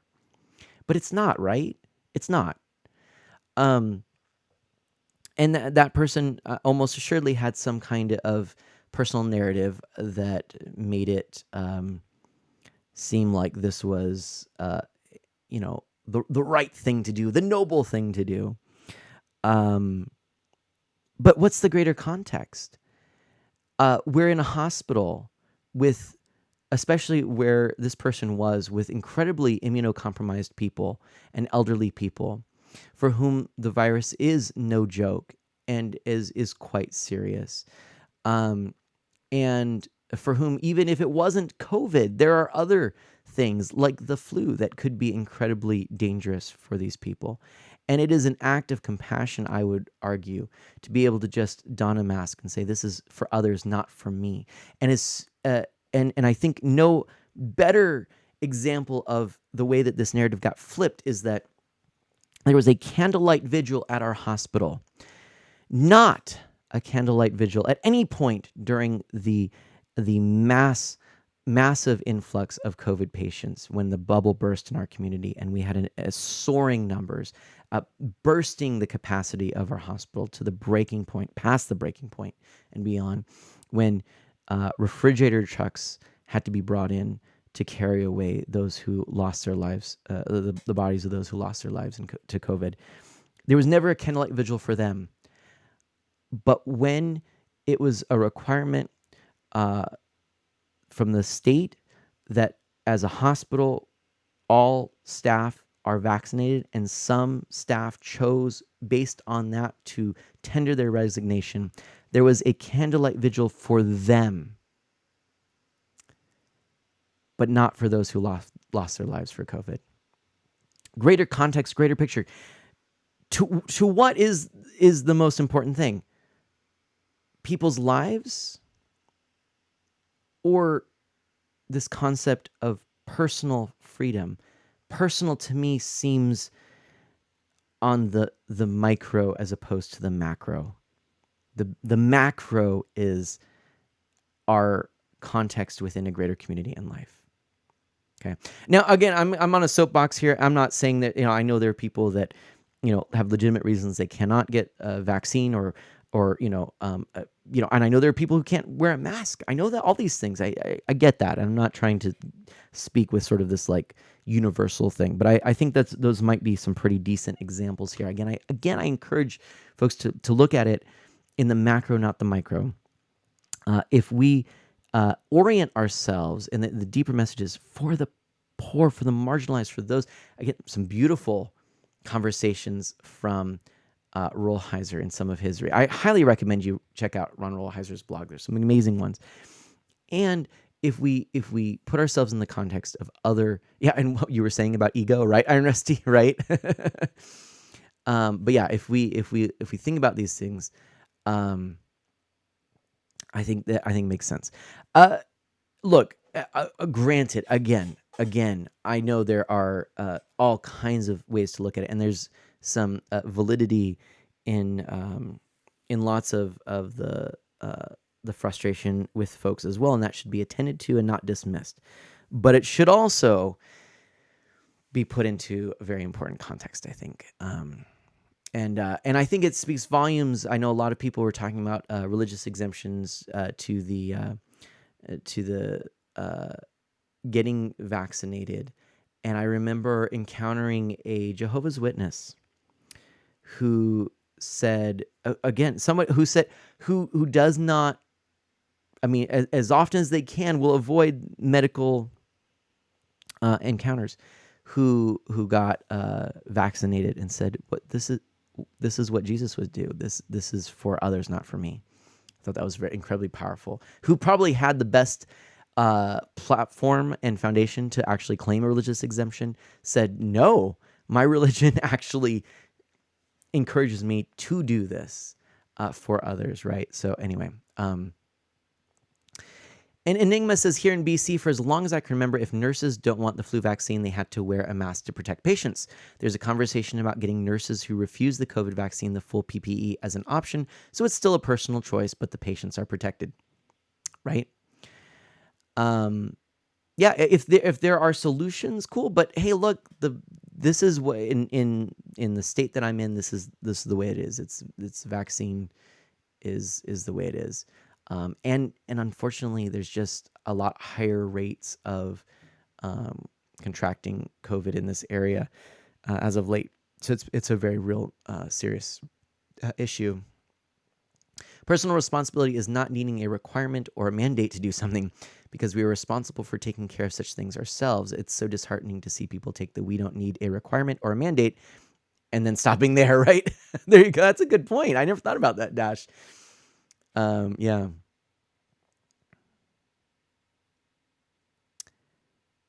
Oh, yeah. Emery Martin. Exactly. I don't mind talking about vaccines on my channel, but when someone new comes in and I talk about my diagnosis and starts blaming my parents, I don't allow that kind of thing, because it's clear they're only partaking in selective hearing. There you go.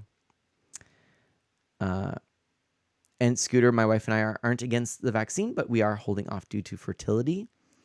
I mean, here's the thing. What it comes down to is another element, which I think is that we've lost a sense of trust in experts, and I think you've already done this, but I would certainly say anyone who I would say talk to your experts, talk to your expert. And who are the experts? I mean, they have degrees. They're called doctors. um, yeah, and Scooter, I don't claim to be an expert in this. I don't. I have uh, I have heard from some folks that I do trust that there really is no that it has been studied. There really is no concern for fertility with the COVID vaccine. But if you've talked to your doctor and they recommend to do it, I would trust them. And if you have not, I would recommend talking to them. And look at that. You've talked to your doctor and they recommend talking. Is that a new subscriber? That's it. Welcome. Dan Cat, thank you. Metal Ryan Gamers offered Dan Cat a subscription. Thank you so much. I'm pretty sure experts have YouTube channels, not degrees. Right, Dan Cat. That's amazing. Real experts have Twitch channels, right? Yeah, I'm not an expert. There's some things I think I can speak with some authority, but not everything. That's for sure. But look, Everything that's that has definitely going down a transpired whole. has done so according to my desire. Iron Rusty. It was Thank I you. who Oh, and allowed the Ryan your Gamer, rebel thank friends you. To subscribe to your Yeah, exactly, Dash. I don't have hard feelings against anyone who has a medical reason, vaccine allergy, etc. Number of folks refusing goes beyond the percentage of folks who have such a medical reason. Yeah. And we certainly, I'm not an expert, man, 2021. We could certainly go down further that rabbit hole because it's the whole thing. But I do think, again, it's about larger context. And it's about that do we see ourselves as an island in our tight little community, or do we see ourselves within a larger context? And do we then recognize that respect for others and responsibility for others requires that we take steps to safeguard them, to work there with and for them, to do good for others? I believe we have to do that in the world. We have to put. I mean, my favorite book of the Bible is James, and there it says, "Faith without works, it's dead. It's lifeless. Faith without works. What is that? If we aren't putting our faith into action, if it is not an action of love out into the world, then it is dead." I don't know. Yeah, Enigma says Canada's hovering around the 80% vaccinated rate. Yep, part of it's definitely cultural. That's it. So I don't look. This is the thing. If I sit here and say you should just do this because it's the right thing to do, I'm being like so many on Twitter, and I'm just speaking into a voice or an echo chamber of my own creation. What I really want out of all of this is not to make that point, but it's rather to give you an example. I think a pretty decent example of kind of some of the things we're going through right now, which is just, again, that I would say almost a crisis of context. We don't have the larger meta narrative. We don't engage with people enough to craft and hone our own worldviews. And I have been challenged by you. I've been challenged by you so often when streaming, and I've been challenged by people who will say something that I don't quite know how to respond to because I don't necessarily word or phrase things that way. I don't think of it that way. I've been challenged by people who've outright said, "No, man, I don't think you're right." And I've grown a lot over the many years. So I'm very, very honored to be able to be in a community like this, to be able to do this. And I want to do more of this. And so that's why 700 and beyond, my friends, 700 and beyond. Enigma says, one interesting thing I heard was that you can tell how cooperative a culture is by how the people deal with their shopping carts. Cooperative cultures tend to put their carts back in the corral. That's fascinating. That's fascinating. Dan Cat says, like so much of my life, the why behind the choices is the more important part. Are we doing things for our own convenience, self-protection, tribal identity, or are we doing things out of love for God and others? And there we have it. Boom. Little truth bomb, a little dad cat drop the mic. That's it. Memory Martin. Okay, not trying to get political, but it's really annoying how here in Florida you'd get fined for mandating masks. It's not a violation of HIPAA. Sheesh. Okay, I'm done. Yeah, well, and yeah, this is another thing I think that's interesting, and I would just sort of throw this out there. It's certainly a topic for another time. I don't want to get too far into it, but I do believe that as religion has diminished, in fact, the fastest growing religious denomination is the nuns, Nones, not like monastic nuns. Nones. This is folks who do not have a religious affiliation, who do not, perhaps even who may be atheist or possibly agnostic, but do not have any religious affiliation. So the fastest growing denomination, so to speak, or religious affiliation, is those who do not have a religious affiliation. As that is happening, which again, as Rollheiser said, and sometimes flawed or and otherwise, but for many of our parents and grandparents, this was the larger context of their lives. This was the top good and most important thing, and everything else fell secondary to that. Now I believe there are other things that are being because I believe that leaves, if we do not have that, it leaves a hole, a longing. And so it's like we say a God-shaped heart, a hole in our heart, or I think it's best seen as that connection to a community or a sense of identity found through politics as opposed to religion. So rather than going fastest growing religion's TikTok, right? I think you're right. So rather than having religion be your source of identity and your tribal affiliation or whatnot, or however you want to look at it, it's your politics. But politics are innately, I look at myself, full disclosure here, as politically homeless. Okay. That is to say,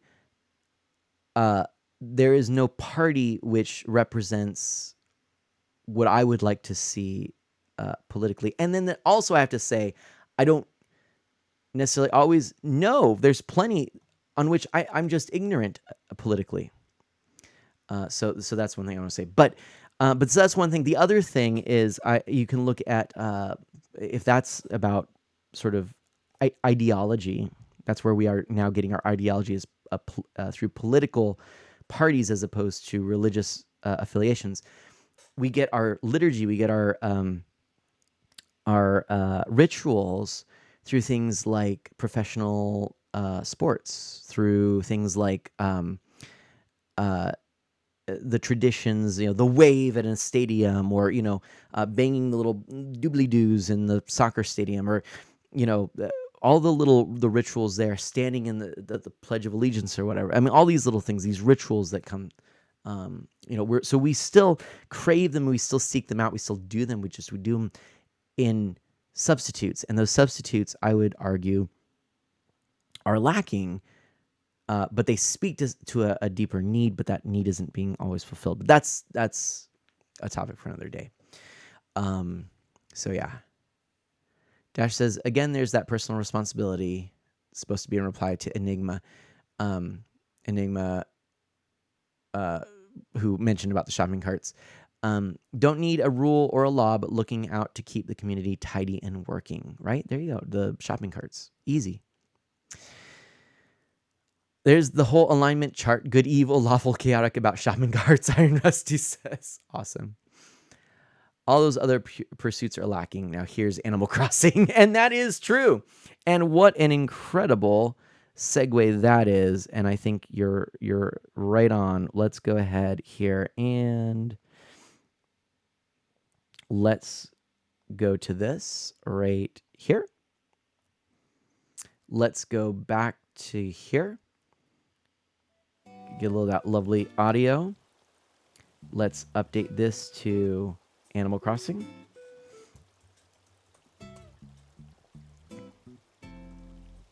So those are some thoughts on my mind. By the way, it's also really check modernity. Return to Nook Dash says. And the other thing I wanted to kind of say is, as we're coming close to Thanksgiving here, there's a lot of really wonderful. That's actually how I started rereading a bunch more on from Rollheiser. I was reading actually a wonderful talk where he posits that the core of the lives of the saints is an attitude of gratitude, which I think is absolutely lovely. How important gratitude is. So yeah. What is it? Change subject, please, Metal Ryan Gamer says. Is that like a legit thing? Or just like like is Metal Ryan Gamer like, no! Stop it. What is this? A mannequin. Computer reboots and I come back to Animal Crossing. Lol. Animate Rel says. Oh, welcome. Seems like you're interested in a dress mannequin. I actually am. I'm like super interested. It's actually kind of cool. I don't know why I liked that. That was just like, that was neat looking. So what do you plan to do Saturday? I'm guessing not more Animal Crossing because I know you don't like to do the same game too many times in 1 week. Whew. Oh, that's pricey, but I want it. And so I think I'm going to get it, but I need to get some bells. Let me go get some more bells. I don't know. I don't know, actually, Mary Martin. Iron Rusty says, I found a good meme lately. The girl says to the guy, you need to do the dishes. He says, can we change the subject? Her reply, more dishes need to be done by you.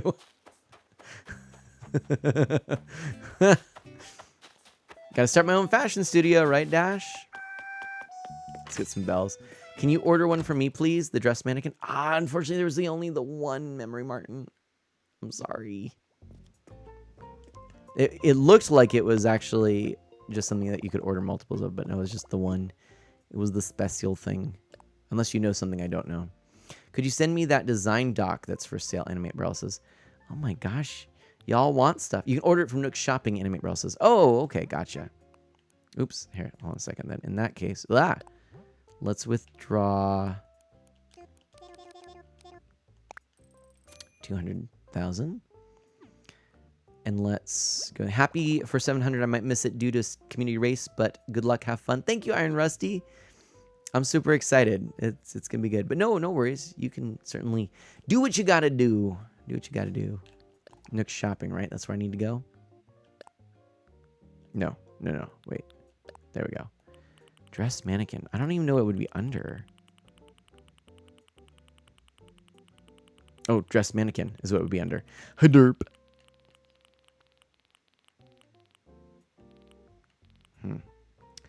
Dress mannequin. There we go. Send as a gift to a friend. All right. And we're going to send that to memory. Let's do the little acorns. Little acorniorns. Okay. And let's go here. Let's see. Animate Rels is lol dress mannequin, right? Wait. Hold on a second. Did I do that right? Acorns, right, Memory Martin? Did I do this right? Hold on a second.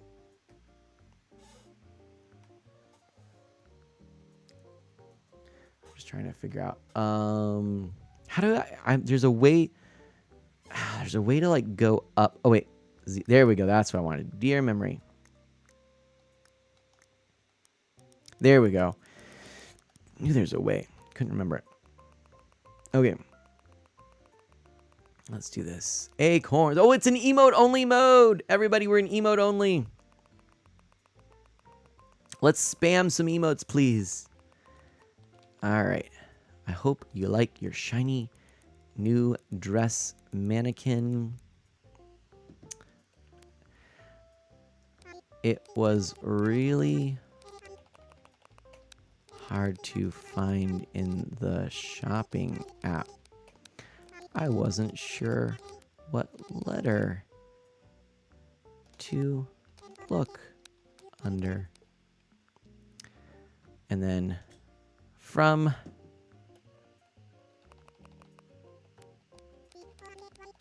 Dorky mana. There we go. There we are. There we go. That's it. Ooh, I love those emotes. I love it. Iron Rusty, that is so great. Those Samus emotes. Oh my gosh. Have you gotten a chance to play Dread much, Rusty? Because it is amazing. It's amazing. I haven't beat it yet. Still got to work on it. I guess, unfortunately, Iron Rusty, it can't answer that right now. But still, it's okay. We're all good. It's all good. Okay, I'm going to get that paper. The blueprints.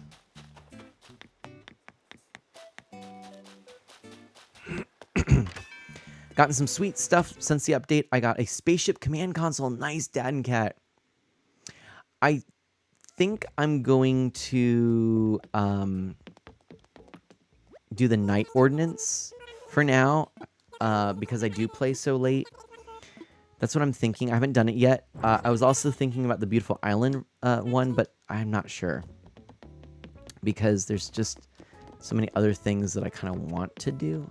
I want to get this too. I like penance, and it's cheap. Scooter hasn't played it yet. Memory Martin's played the demo. It wasn't so bad. Namus, hey, Mana, do you think after stream you could check the Roblox chat? We need you to finalize our next date. Gotcha. I will try to remember that. I probably could. Did I get... Oh, you can get 2 of those. Just kidding. Unfolded reference sheet. Okay, I'll just buy another one. I kind of think I want one too. It's kind of cool. And it's only 200 bells. Mary Martin says, no, I want it so bad. Oh, good. Okay. All right, man. The shops will be open for an extra hour. I know because I have it as well. Iron Rusty hasn't finished. I get it. And that would be nice. Mary Martin, I would like to have more availability or, hours and things like that. Ah, I want to get more of these ones. We'll get 6 of those. There we go. Oh, no, I didn't want to do that. It is a really good game.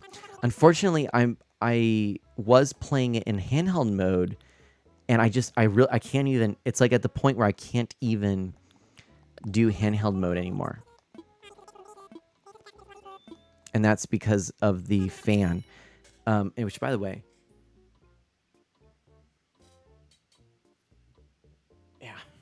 yeah. It was so loud last night. I meant to take a video of it, but it's a mess. And I think that fan is going to die here real soon. Actually, I do want to just take a moment here and double check on that fan. I'm just gonna go over here real quick. Listen.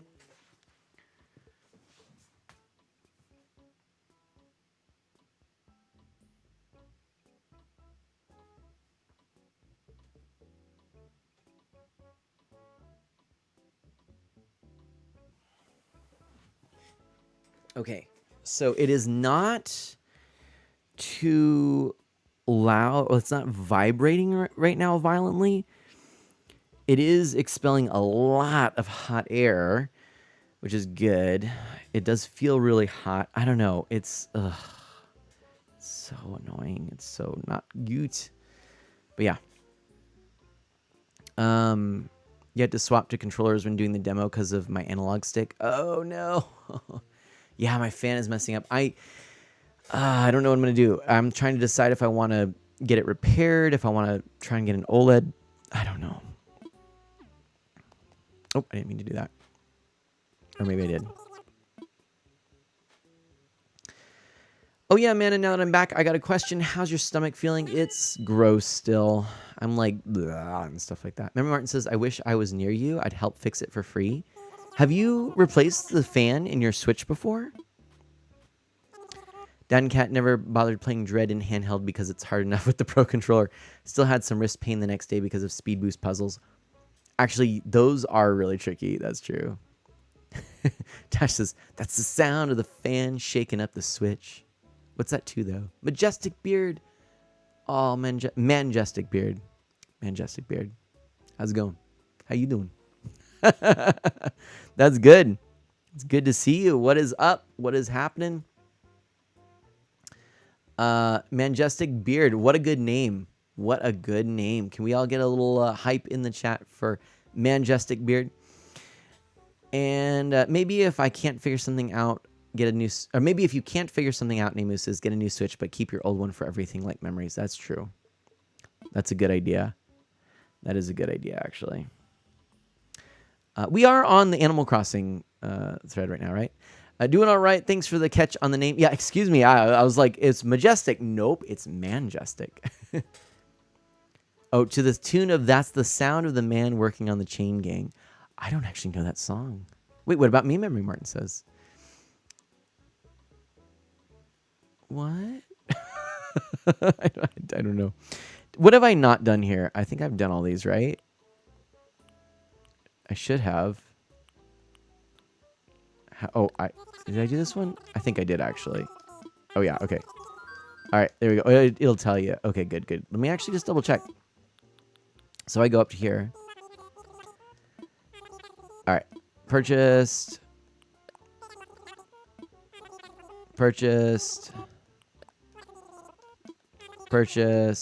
Okay, I know I just purchased this, but I'm going to do it anyway. Purchased. I'm just double checking. I want to make sure. And purchased. I like how he's like Timmy and Tommy are like, what? Why would you think that? There we go. Flimsy shovel. I mean, I know I have these. I don't even know why I'm looking because I've literally seen these a million times, but whatever. It's an old Sam Cooke song. Oh, okay. Sam Cooke's good. KK Dirge is very spooky through the music box, Manjestic says. I am definitely going to have to give that a listen, but that sounds creepy. I will just, real quick though, Manjestic, and I know you totally, like you're new, you're just coming in. I do keep it nice and clean in the chat. That includes things like, like little acronyms for things that we often would think of, a curse word or swear word or something like that. Basically, think of the Avengers movie that starts out where Captain America says, language to Tony Stark. That's my channel. I'm gonna be the old captain going, language? Watch your language. So anyways, that's me right there. But thanks for coming out. How did you find the channel? What's up? How are you doing? Iron Rusty says language, right? Oh man. Dash says I understood that reference.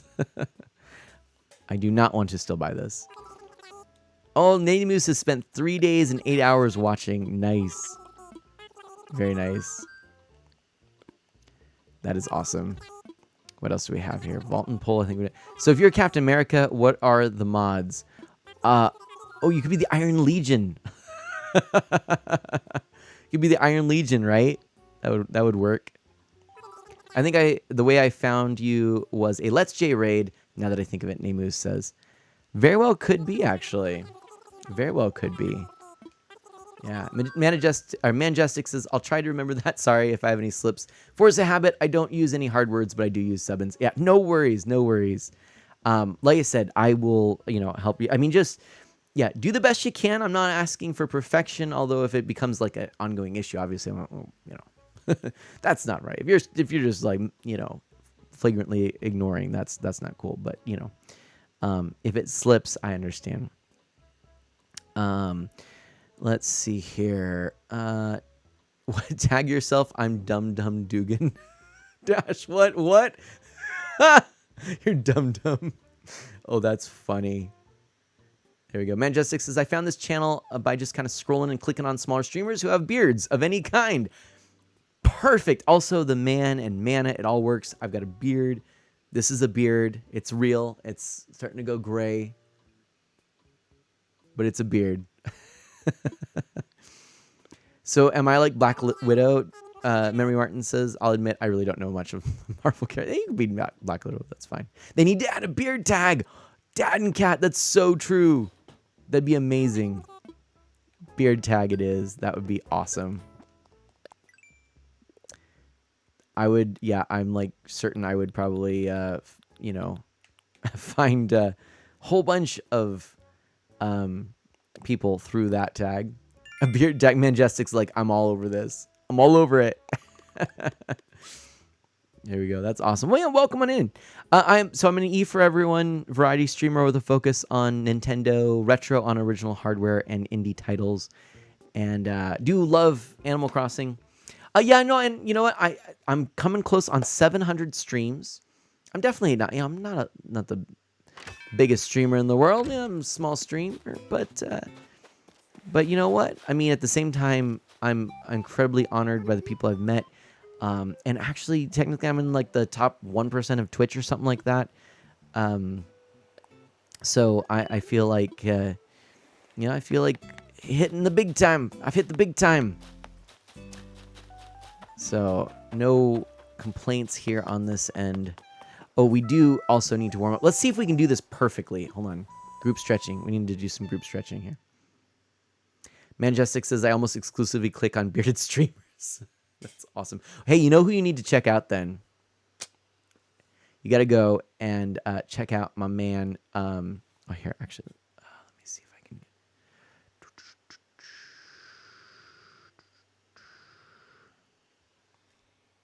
Come on.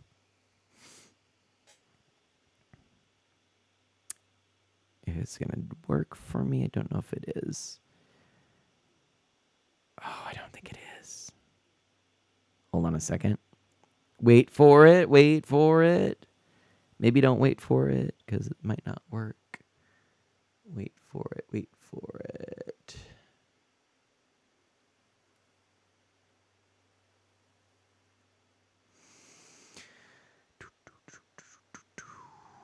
Nope, it's not gonna work. Okay, so what I was gonna say is Jam Doggy. If we could just get a shout out for Jam Doggy. I was gonna do something kind of fancy, but it wasn't. I'm still implementing it, so stay tuned for that. Anyway, Jam Doggy, incredible beard on that guy. So check out Jam Doggy. Plays a lot of like PC games, things like Minecraft and stuff like that. Anyway,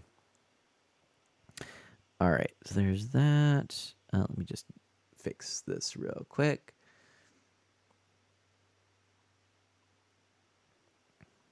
There we go. All right. Ugh. I feel like Dash should be Iron Man, Nemu says. I could see that maybe. Maybe we should do Black with Dory. Black Martin sounds a bit, how should I put it?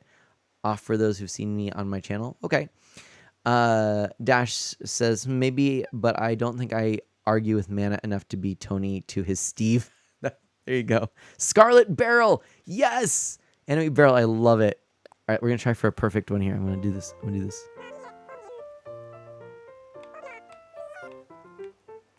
Do I have a favorite villager? Oh, totally. Although I kind of have a few. My original favorite villager was Fauna. I really enjoyed getting to know Fauna, and then also Bettina on New Leaf. Those are my favorites. Here I really like probably Marina, Lopez, and Spork, probably the best. Those would be my favorites. Yeah. Iron Rusty is Iron Man. That's right. Right. Yes. And then we got the big swing. I'm doing pretty good. My rhythm, I'm doing it with the buttons. It's a lot easier with the buttons than the other way. There we go. Now we're doing the thing. But yeah, how about you, Majestic? Who are some of your faves?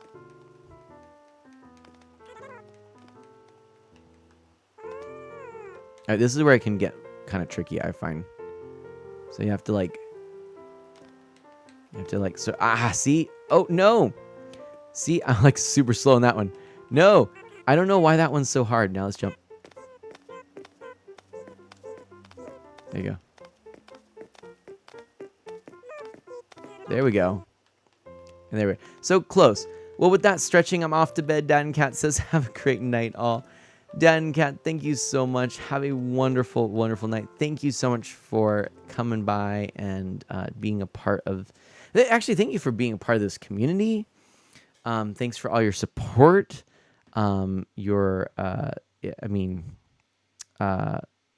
Thank you for what you bring into the conversation. Some of your thoughts tonight, I really found them profound. I really enjoyed and appreciated them.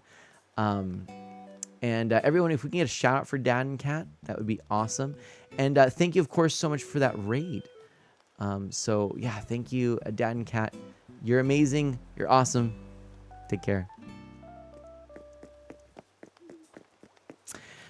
Majestic Beard says, my fave is Anka, hands down, always has been since City Folk. She's our island's local goddess. We have a large portion of the island turned into Egypt for her and a shrine dedicated to her. It's not my island, it's Anka's. She lets us live there. That's great.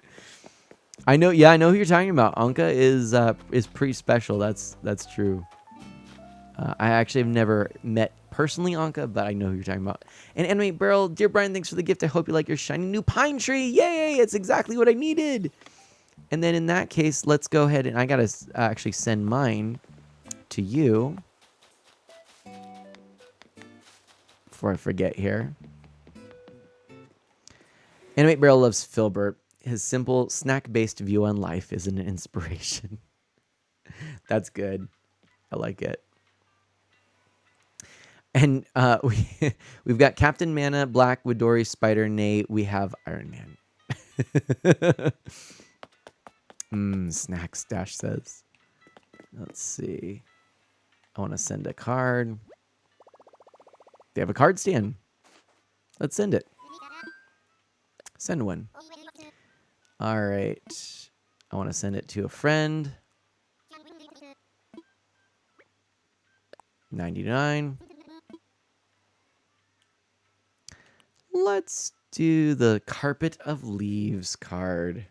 Dear 99, I hope you enjoy... Oh. Hold on. Please take these plans to the Rebel base. We must not let them fall back into the hands of Hydra.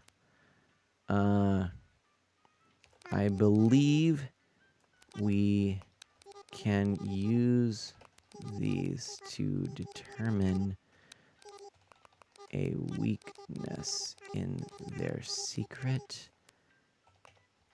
Nope. Oh, hold on a second. Continue writing. In their secret. It's not gonna let us. No. That so looks so lame though. Can we really not go down one more? That's it, huh? No. Okay, in their. Let's do it. In their weapon. From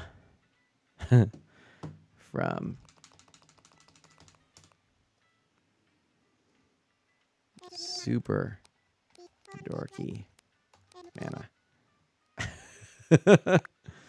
And then oh wait, we gotta do this. Dear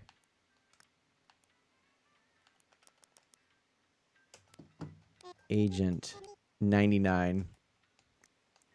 Yes. All right. And maybe we can do it like this. From super dorky mana. And then there we go.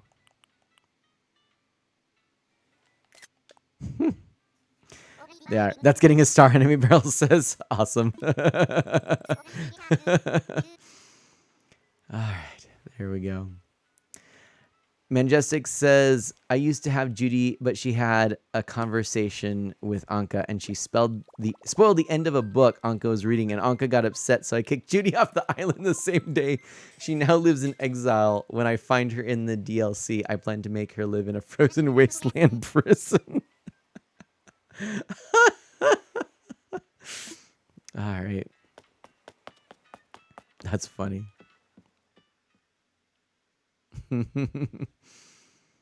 Oh, that's good. Oh, she gave me a pine tree, Memory Martin. Isn't that great? All right. Oh, how many bells do I have? Can I make bells? A pine tree. Would you like one?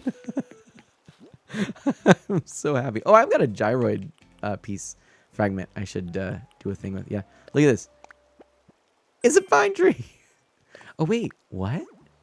Hold on a second. It's not the same pine tree I was thinking. What? Oh, that's actually super cool. Oh, I know where that's going. Oh, I'm super pumped about that. Let me know if you ever want to pop by my island, half in construction phase, but I'd love to show it off or show off what I've done.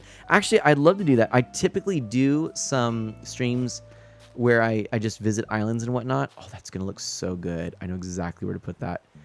And so, yeah, I'll definitely be interested in that, Majestic.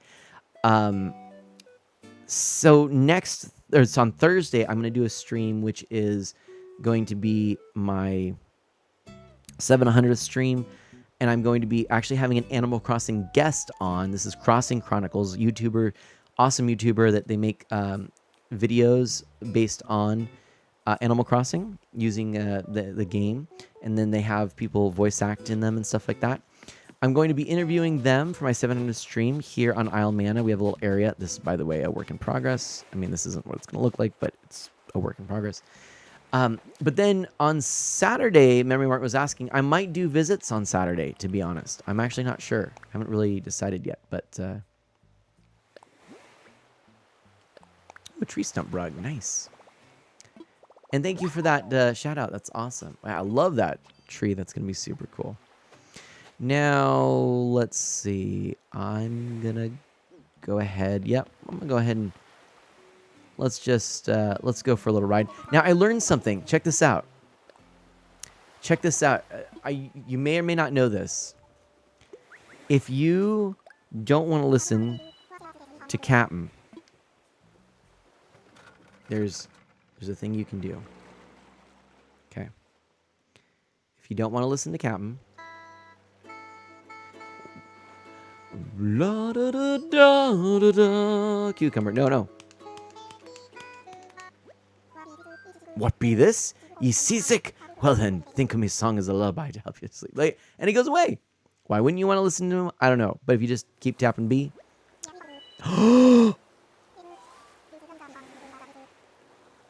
It's the first time! I wanted this so bad! Oh! I'm so happy! I'm so happy! I'm so happy! I'm so happy! I'm taking all the vine and the things! And the things! I want the things so bad! I got the things now. I'm so happy. It's so hype. It's so hype. I wanted this so badly. Oh my gosh, you have no idea. Ooh, and I want these now. I want these. I want all this stuff. I want that. Because that looks amazing. Oops. Though they're not in bloom on your own island. And the plumeria bushes. Oh yeah, I'm so hyped. So hyped. Gonna make another thing over here. And there goes my trusty shovel. I think I might have enough to make another one. I'm so excited. Is this your second? No, I've done them every single day. And that is the first time that I've gotten, I need a flimsy shovel. As the first, I need more hardwood. Yeah, that is the first time that I've gotten these. What has it been, like 4 or 5? I think it's 5. Oh, nice. You can actually walk around these now. Okay.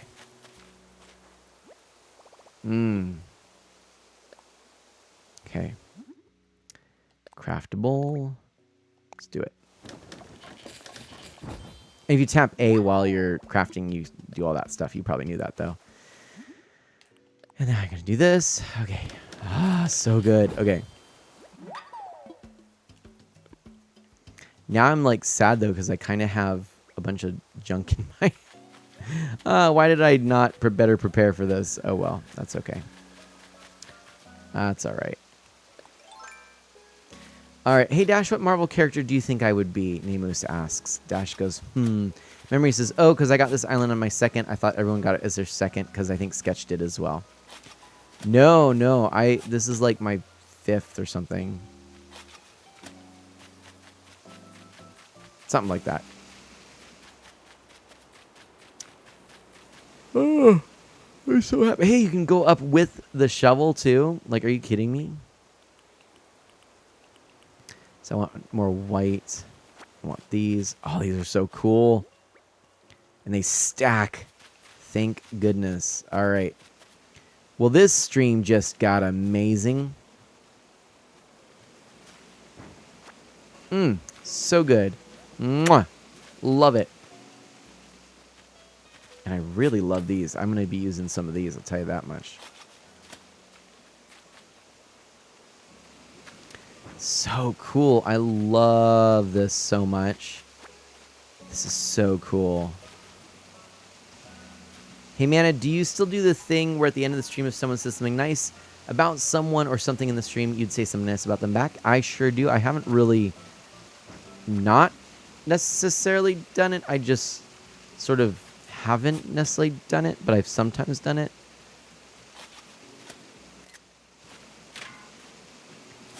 To be frank, I haven't been doing the tours every day because of work. At least I've been able to keep my Nook Mile streak, though. There you go.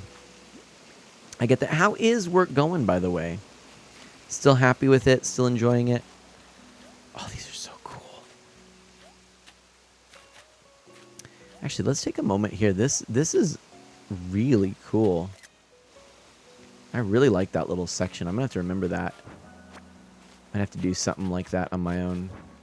Now, I didn't notice any little gyroid sections. Did anyone else notice anything? I'm not sure if I'm just missing it. Gyroids. Well, let's also look and see. I don't know if I got the DIY recipe yet. If there's a DIY recipe. I'm sure there is one. Oh, there. It's probably right there. I see it now. And there's the DIY recipe.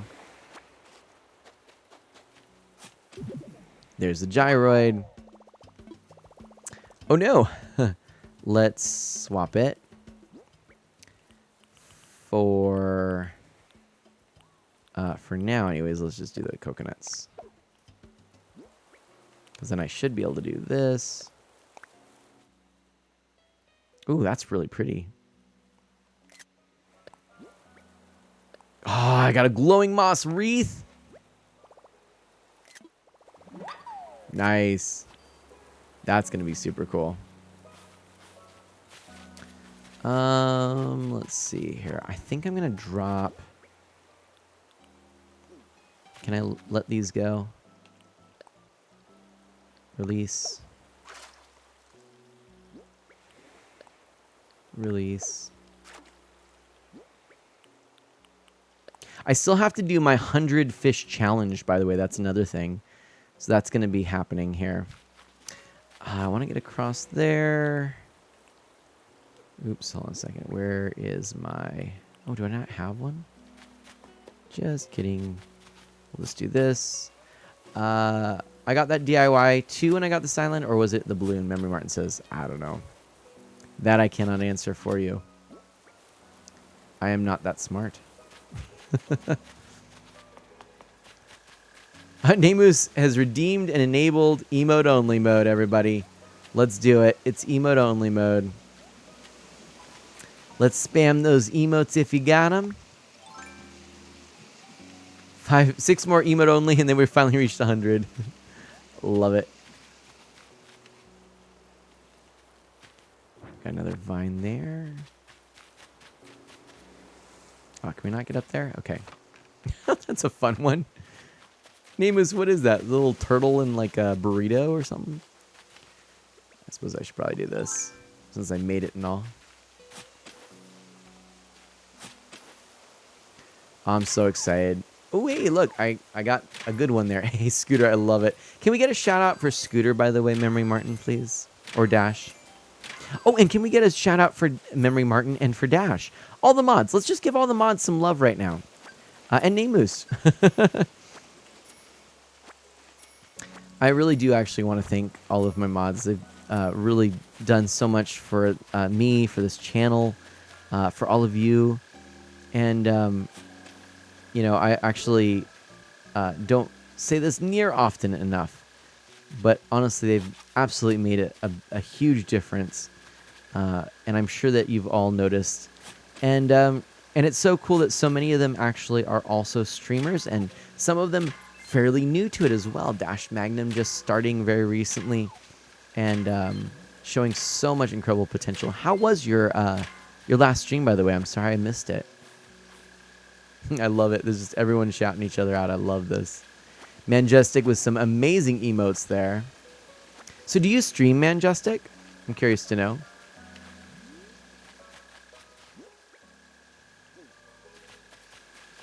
Yeah, why not? I'm going to grab that too.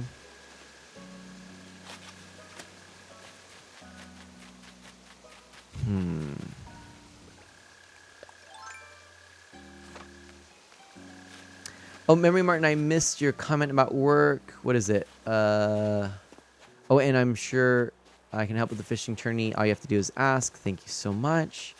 What was the comment on work? I definitely did miss it. I'm sorry.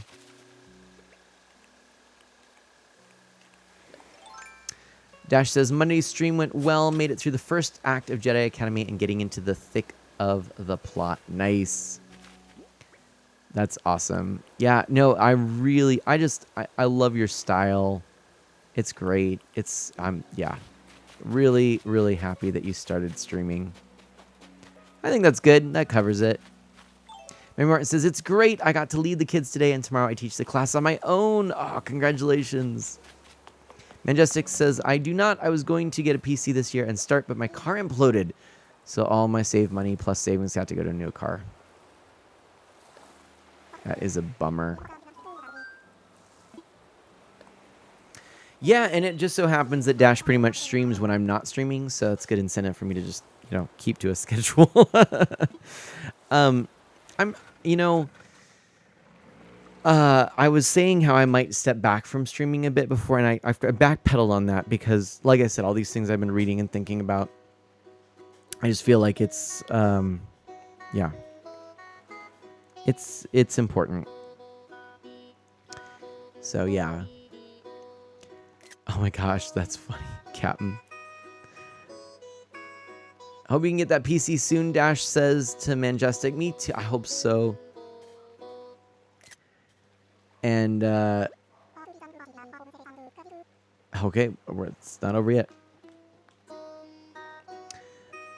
I think we've already done that. We'll end that. There be only a wee bit more song. You need to learn to roll with it. That's funny. Yeah, and you're in your robotics after school instructor, which is so cool, Memory Martin. Yeah, I definitely, if you were closer, I would have you take a look at the fan on my Switch. All right, I'm gonna leave that just awkwardly there for a moment. Why not?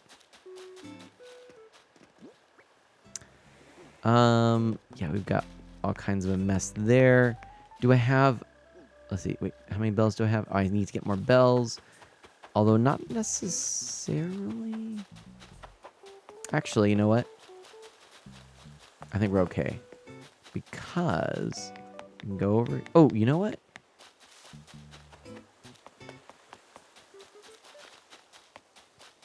Let's do this first. Manjestic says, me too. I'm in the process of getting a much better job than I had before, so hopefully I can make it happen much sooner after I land it. Oh, that'd be great. Mary Martin was actually building this week's sample, but didn't show it off because I had to sign an NDA and don't think I can show it off. He's building it on stream. Oh, that's cool. Let's review island features. Excuse me. I'm definitely getting very, yeah. Mary Martin says my brain's off for the night. I'm about there too. I think we're going to do two things. We're going to discuss ordinances and actually enact one. Yes, please. Right now, it'll be the Night Owl one. Yes. Perfect. There's that. And then the second thing we're going to do, so that was easy. The night owl only offsets by an hour, by the way. I kind of figured, but honestly, a lot of times when I'm streaming, that extra hour makes a difference because, for example, the Able Sisters shop is closed right now. It would be nice if they were open right now, right? So that, it works. Oh, do you see what I see? Do you see what I see?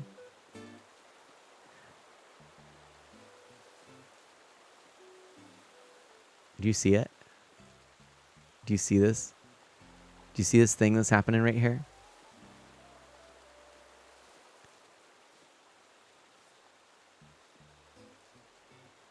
Oh, it's gonna happen. Oh, what's gonna happen? No, no, no.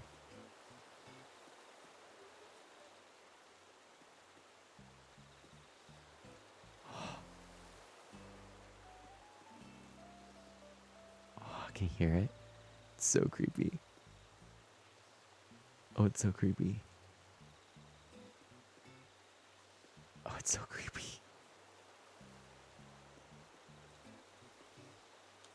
No!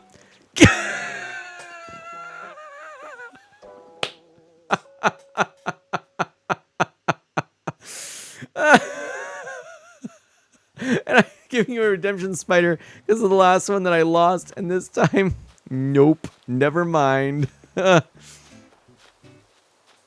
says, I said careful now. Well, that happened. Oh, man. That's too bad. The DLC spoiled me in ease of decorating and customizing, Manjestic says. Oh, man, I'm telling you. I'm so happy about those little quality of lives instances for those things. I love it. And it becomes just a sandbox. Manjestic says, nailed it. Oh, no, Roost, you're right. Memory Martin, good point. I'll end with the Roost. That'll be good. Nemu says, do you remember what I asked? Oh, yeah, you wanted me to check the Discord. There we go. I gotcha. Harv's Island. Oh, man, that was a bummer. I can't believe that just happened. Lame. Lame. Now, I did miss one night accidentally of Harv's Island, of buying stuff. I don't even know how I did. I went to the island, and I just didn't unlock the next thing. I got distracted with something else, so we're going to be technically like one behind, but that's all right. No biggies, right?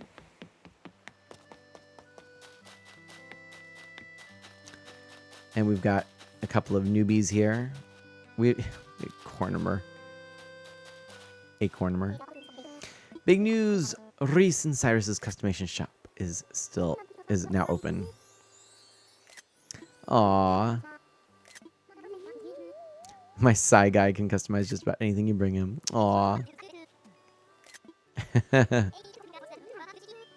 I have my amiibo of them up there too, which is great.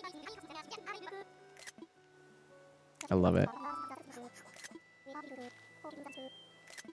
So great. I love that.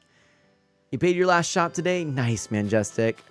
Let's see. What do I have left? I think I have Kix and... Who's here? Oh, this is Kix. Yep. Okay, so that's Kix there.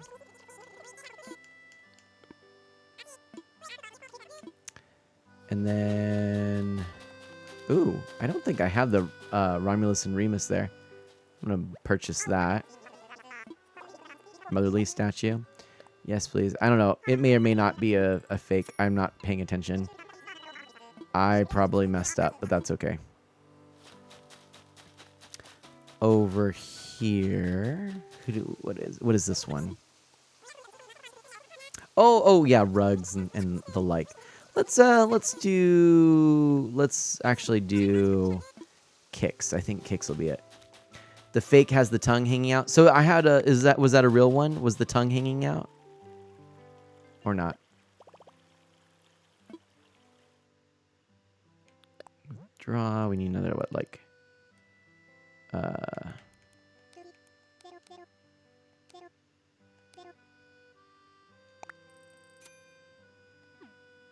There we go. Sarah's the last that you paid off, Manjestic says. Yeah. So let's go ahead and get kicks here. There we go. I need Katrina and Sahara. Yeah, Katrina's pretty fun, actually. You're tired. No worries. No worries. Me too. Me too. It was real. Yay, I got a real one. I'm pretty sure I didn't have that one, so. And Ribrob. How are you doing, Ribrob? Welcome on in. Katrina. I want to know. Let's talk about friendship. Whom shall I divine? Oh. Hold on a second. This is Spork. I want to know. Let's find out. Ribrob, welcome. Katrina's going to consult this crystal ball about Spork. This is it, everybody. This is the real deal. You're doing all right? I'm glad to hear it. Welcome. Oh, it's so magical. Yee, what is going on in the great beyond with Spork?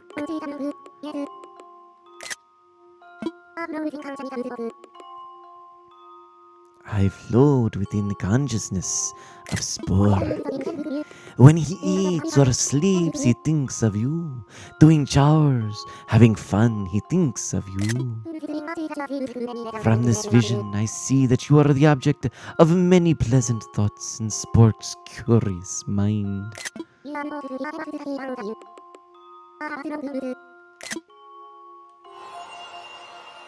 Alright, that was pretty fun. Katrina's model is so good. It is, right? It actually is like super good. It's true. Alright. There's that. Let's head to the roost and call it a stream. Ribrob, yeah. Welcome on in. I'm Mana. I'm an E for Everyone, a variety streamer. I focus on Nintendo, retro, and original hardware, and indie titles. And so does that mean you're best friends? I don't know, Memory Martin. I actually really don't know. Welcome to the Manaverse. Hope you enjoy your stay, Namu says. Indeed. Oh, man. So, yeah, we're going to wrap this up by going to the roost. If anyone here has enjoyed themselves or they're new, you like what you're seeing, you want to give us a follow, feel free. I think we have, oops, not rating. we do some pretty cool things here. I'm also on YouTube, Twitter, all that good stuff, Discord. Thanks for joining the Friends of Mana. Aw, Majestic Beard, thank you so much. Seriously, thank you for that. That's awesome. And Animate Rail says, I got something different that sounded more like best friends. I would think, yeah, I think that means like we're close. I should probably do more for Spork here. I think we're getting close, but not there yet. Okay, let's go in here and have a cup of coffee to round out our night. I'll pretend that it's tea. I like some tea. Tea is good. Tea is actually quite good. 200 bells a cup. Let's do it. And my first time here was so epic with everybody. We had a full house. It was so cool. That was a highlight for sure. All right.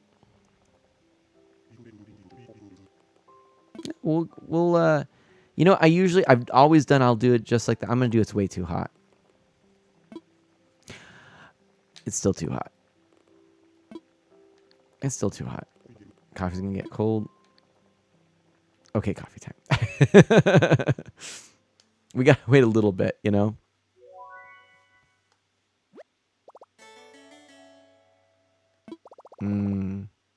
Goes down nice and mellow when it's cooled a little bit, right? I look, though, like I'm not super enjoying it.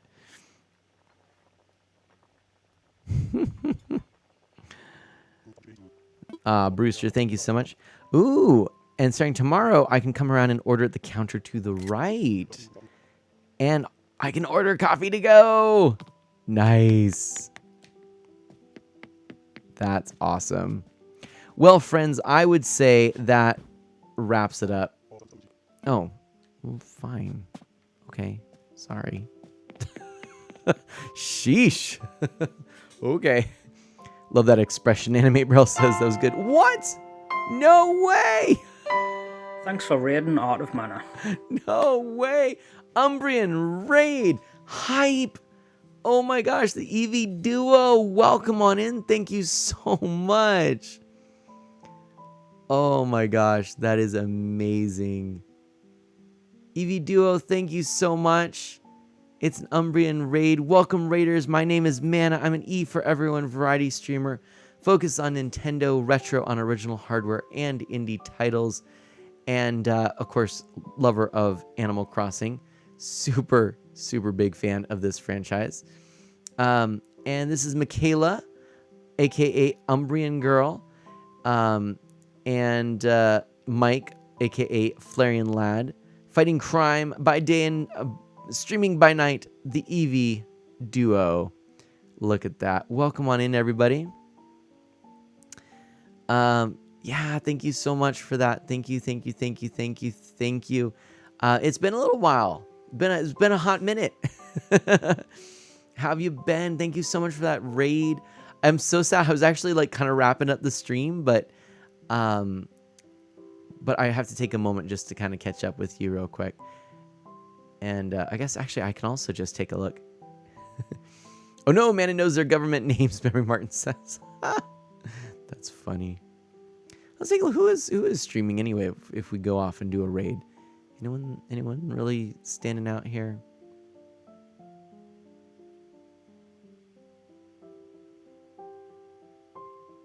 I got a couple of people. I think I know what I might do. We could always raid the EV Duo. Oh, darn. It has been, yeah. No, and it's no worries, EV Duo. Thank you so much. That means so much to everyone who's come. Just know that I really appreciate it. I appreciate any support and any and all support. Again, my name is Mana. Feel free to ask me anything. Oh, Memory Martin says, can I suggest someone if they're still alive? That is. Sure. Maverick says, I'm glad they rated you. Thank you so much, Maverick. So good to see you. Decorate some vacation homes. Nice. I was thinking of one of my Club Tortimer fellow streamers. I might do that. Mav sent us this way. Oh, EV Duo, Mav is the best. Mav, it's so good. Thank you so much. Yeah, Mav's been awesome. Just really been so supportive lately and everything like that. And thank you so much.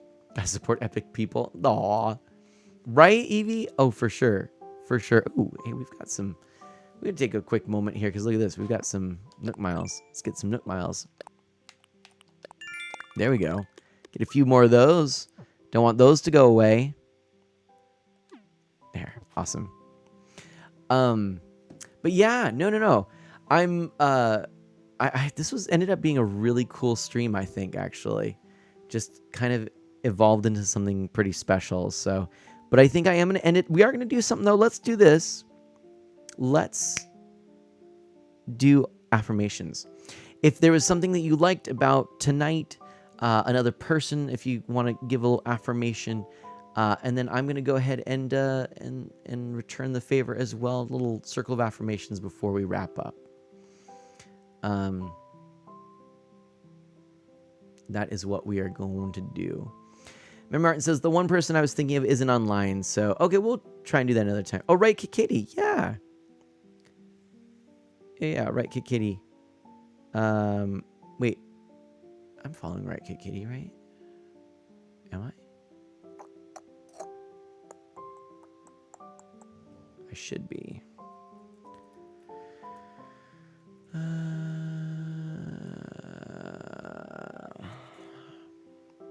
Why was I not seeing Right Kid Katie showing up on my thing? Yeah, I'm following. That's weird. I wasn't seeing it. That's strange. Yeah, Right Kid Kitty. That was a fun one. That definitely was actually a fun channel to raid. Yeah, Memory Martin. Yeah, we actually raided Right Kid Katie like not too long ago. Actually, it was super fun. Majestic, Manjestic, thank you. I almost messed up at the end. Thank you so much. Stay bearded. I will. And I will catch you on, hopefully on Thursday, if you can make it, for our 700th stream, which should be a lot of fun. So yeah, hopefully I can do that. Yeah.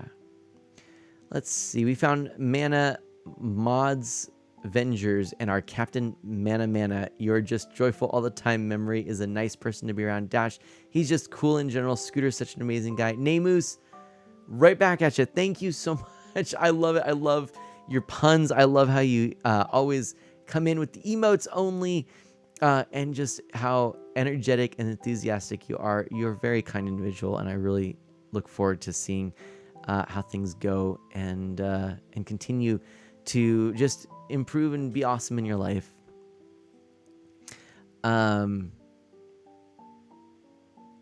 Let's see. You're not punny. You're a little punny. A little punny.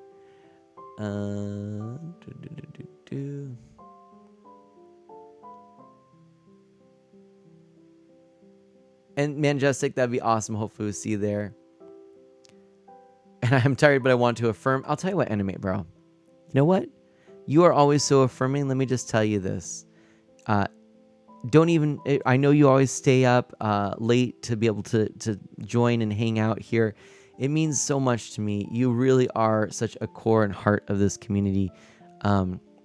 It's just exactly what I love about streaming is connecting with people that just have this positive, beautiful, grace-filled personality. I really see that in you. I definitely appreciate you bringing that to our community. So take a night off and just know that you're loved.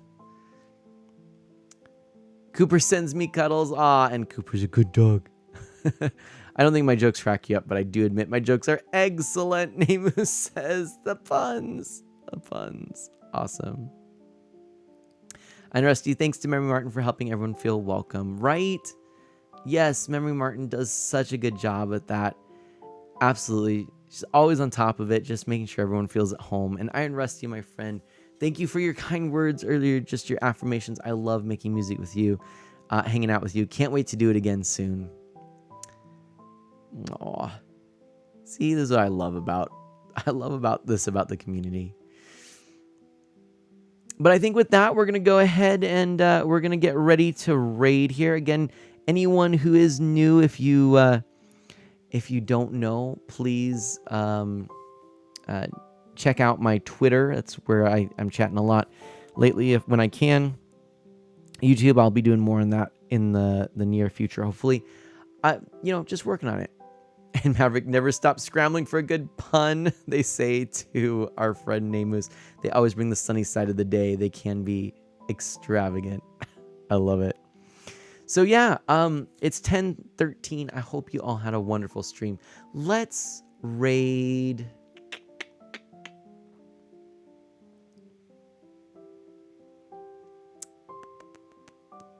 You know what? Oh gosh, this does look... Salty Sea Air from Right Kick Kitty. That it does actually look super cool.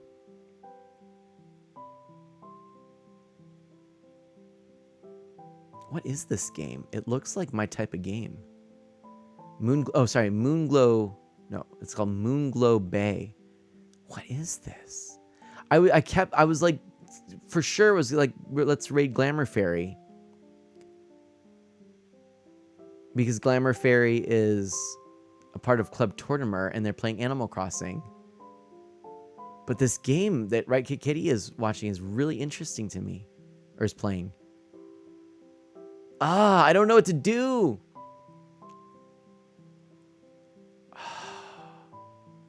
I appreciate... Oh, and Dash says, I appreciate that tonight we were able to have an honest and heartfelt discussion. It's not always easy, but I think it's good for all of us to participate and work through sometimes difficult topics.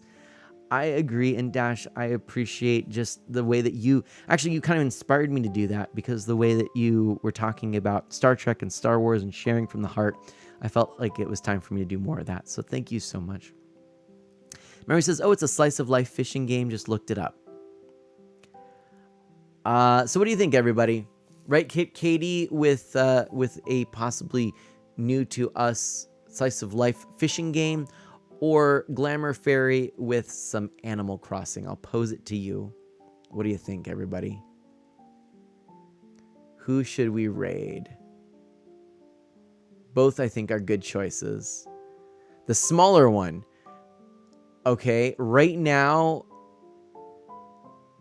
it's close, but right now it'd be Right Kit Katie. So I like that though. Let's do that, and we will definitely be rating Glamour Fairy at some point in the future, because they have been very kind to us and rated us as well, and of course they're members of the Club Tortimer team. I'm gonna just do a shout out then for Glamour Fairy.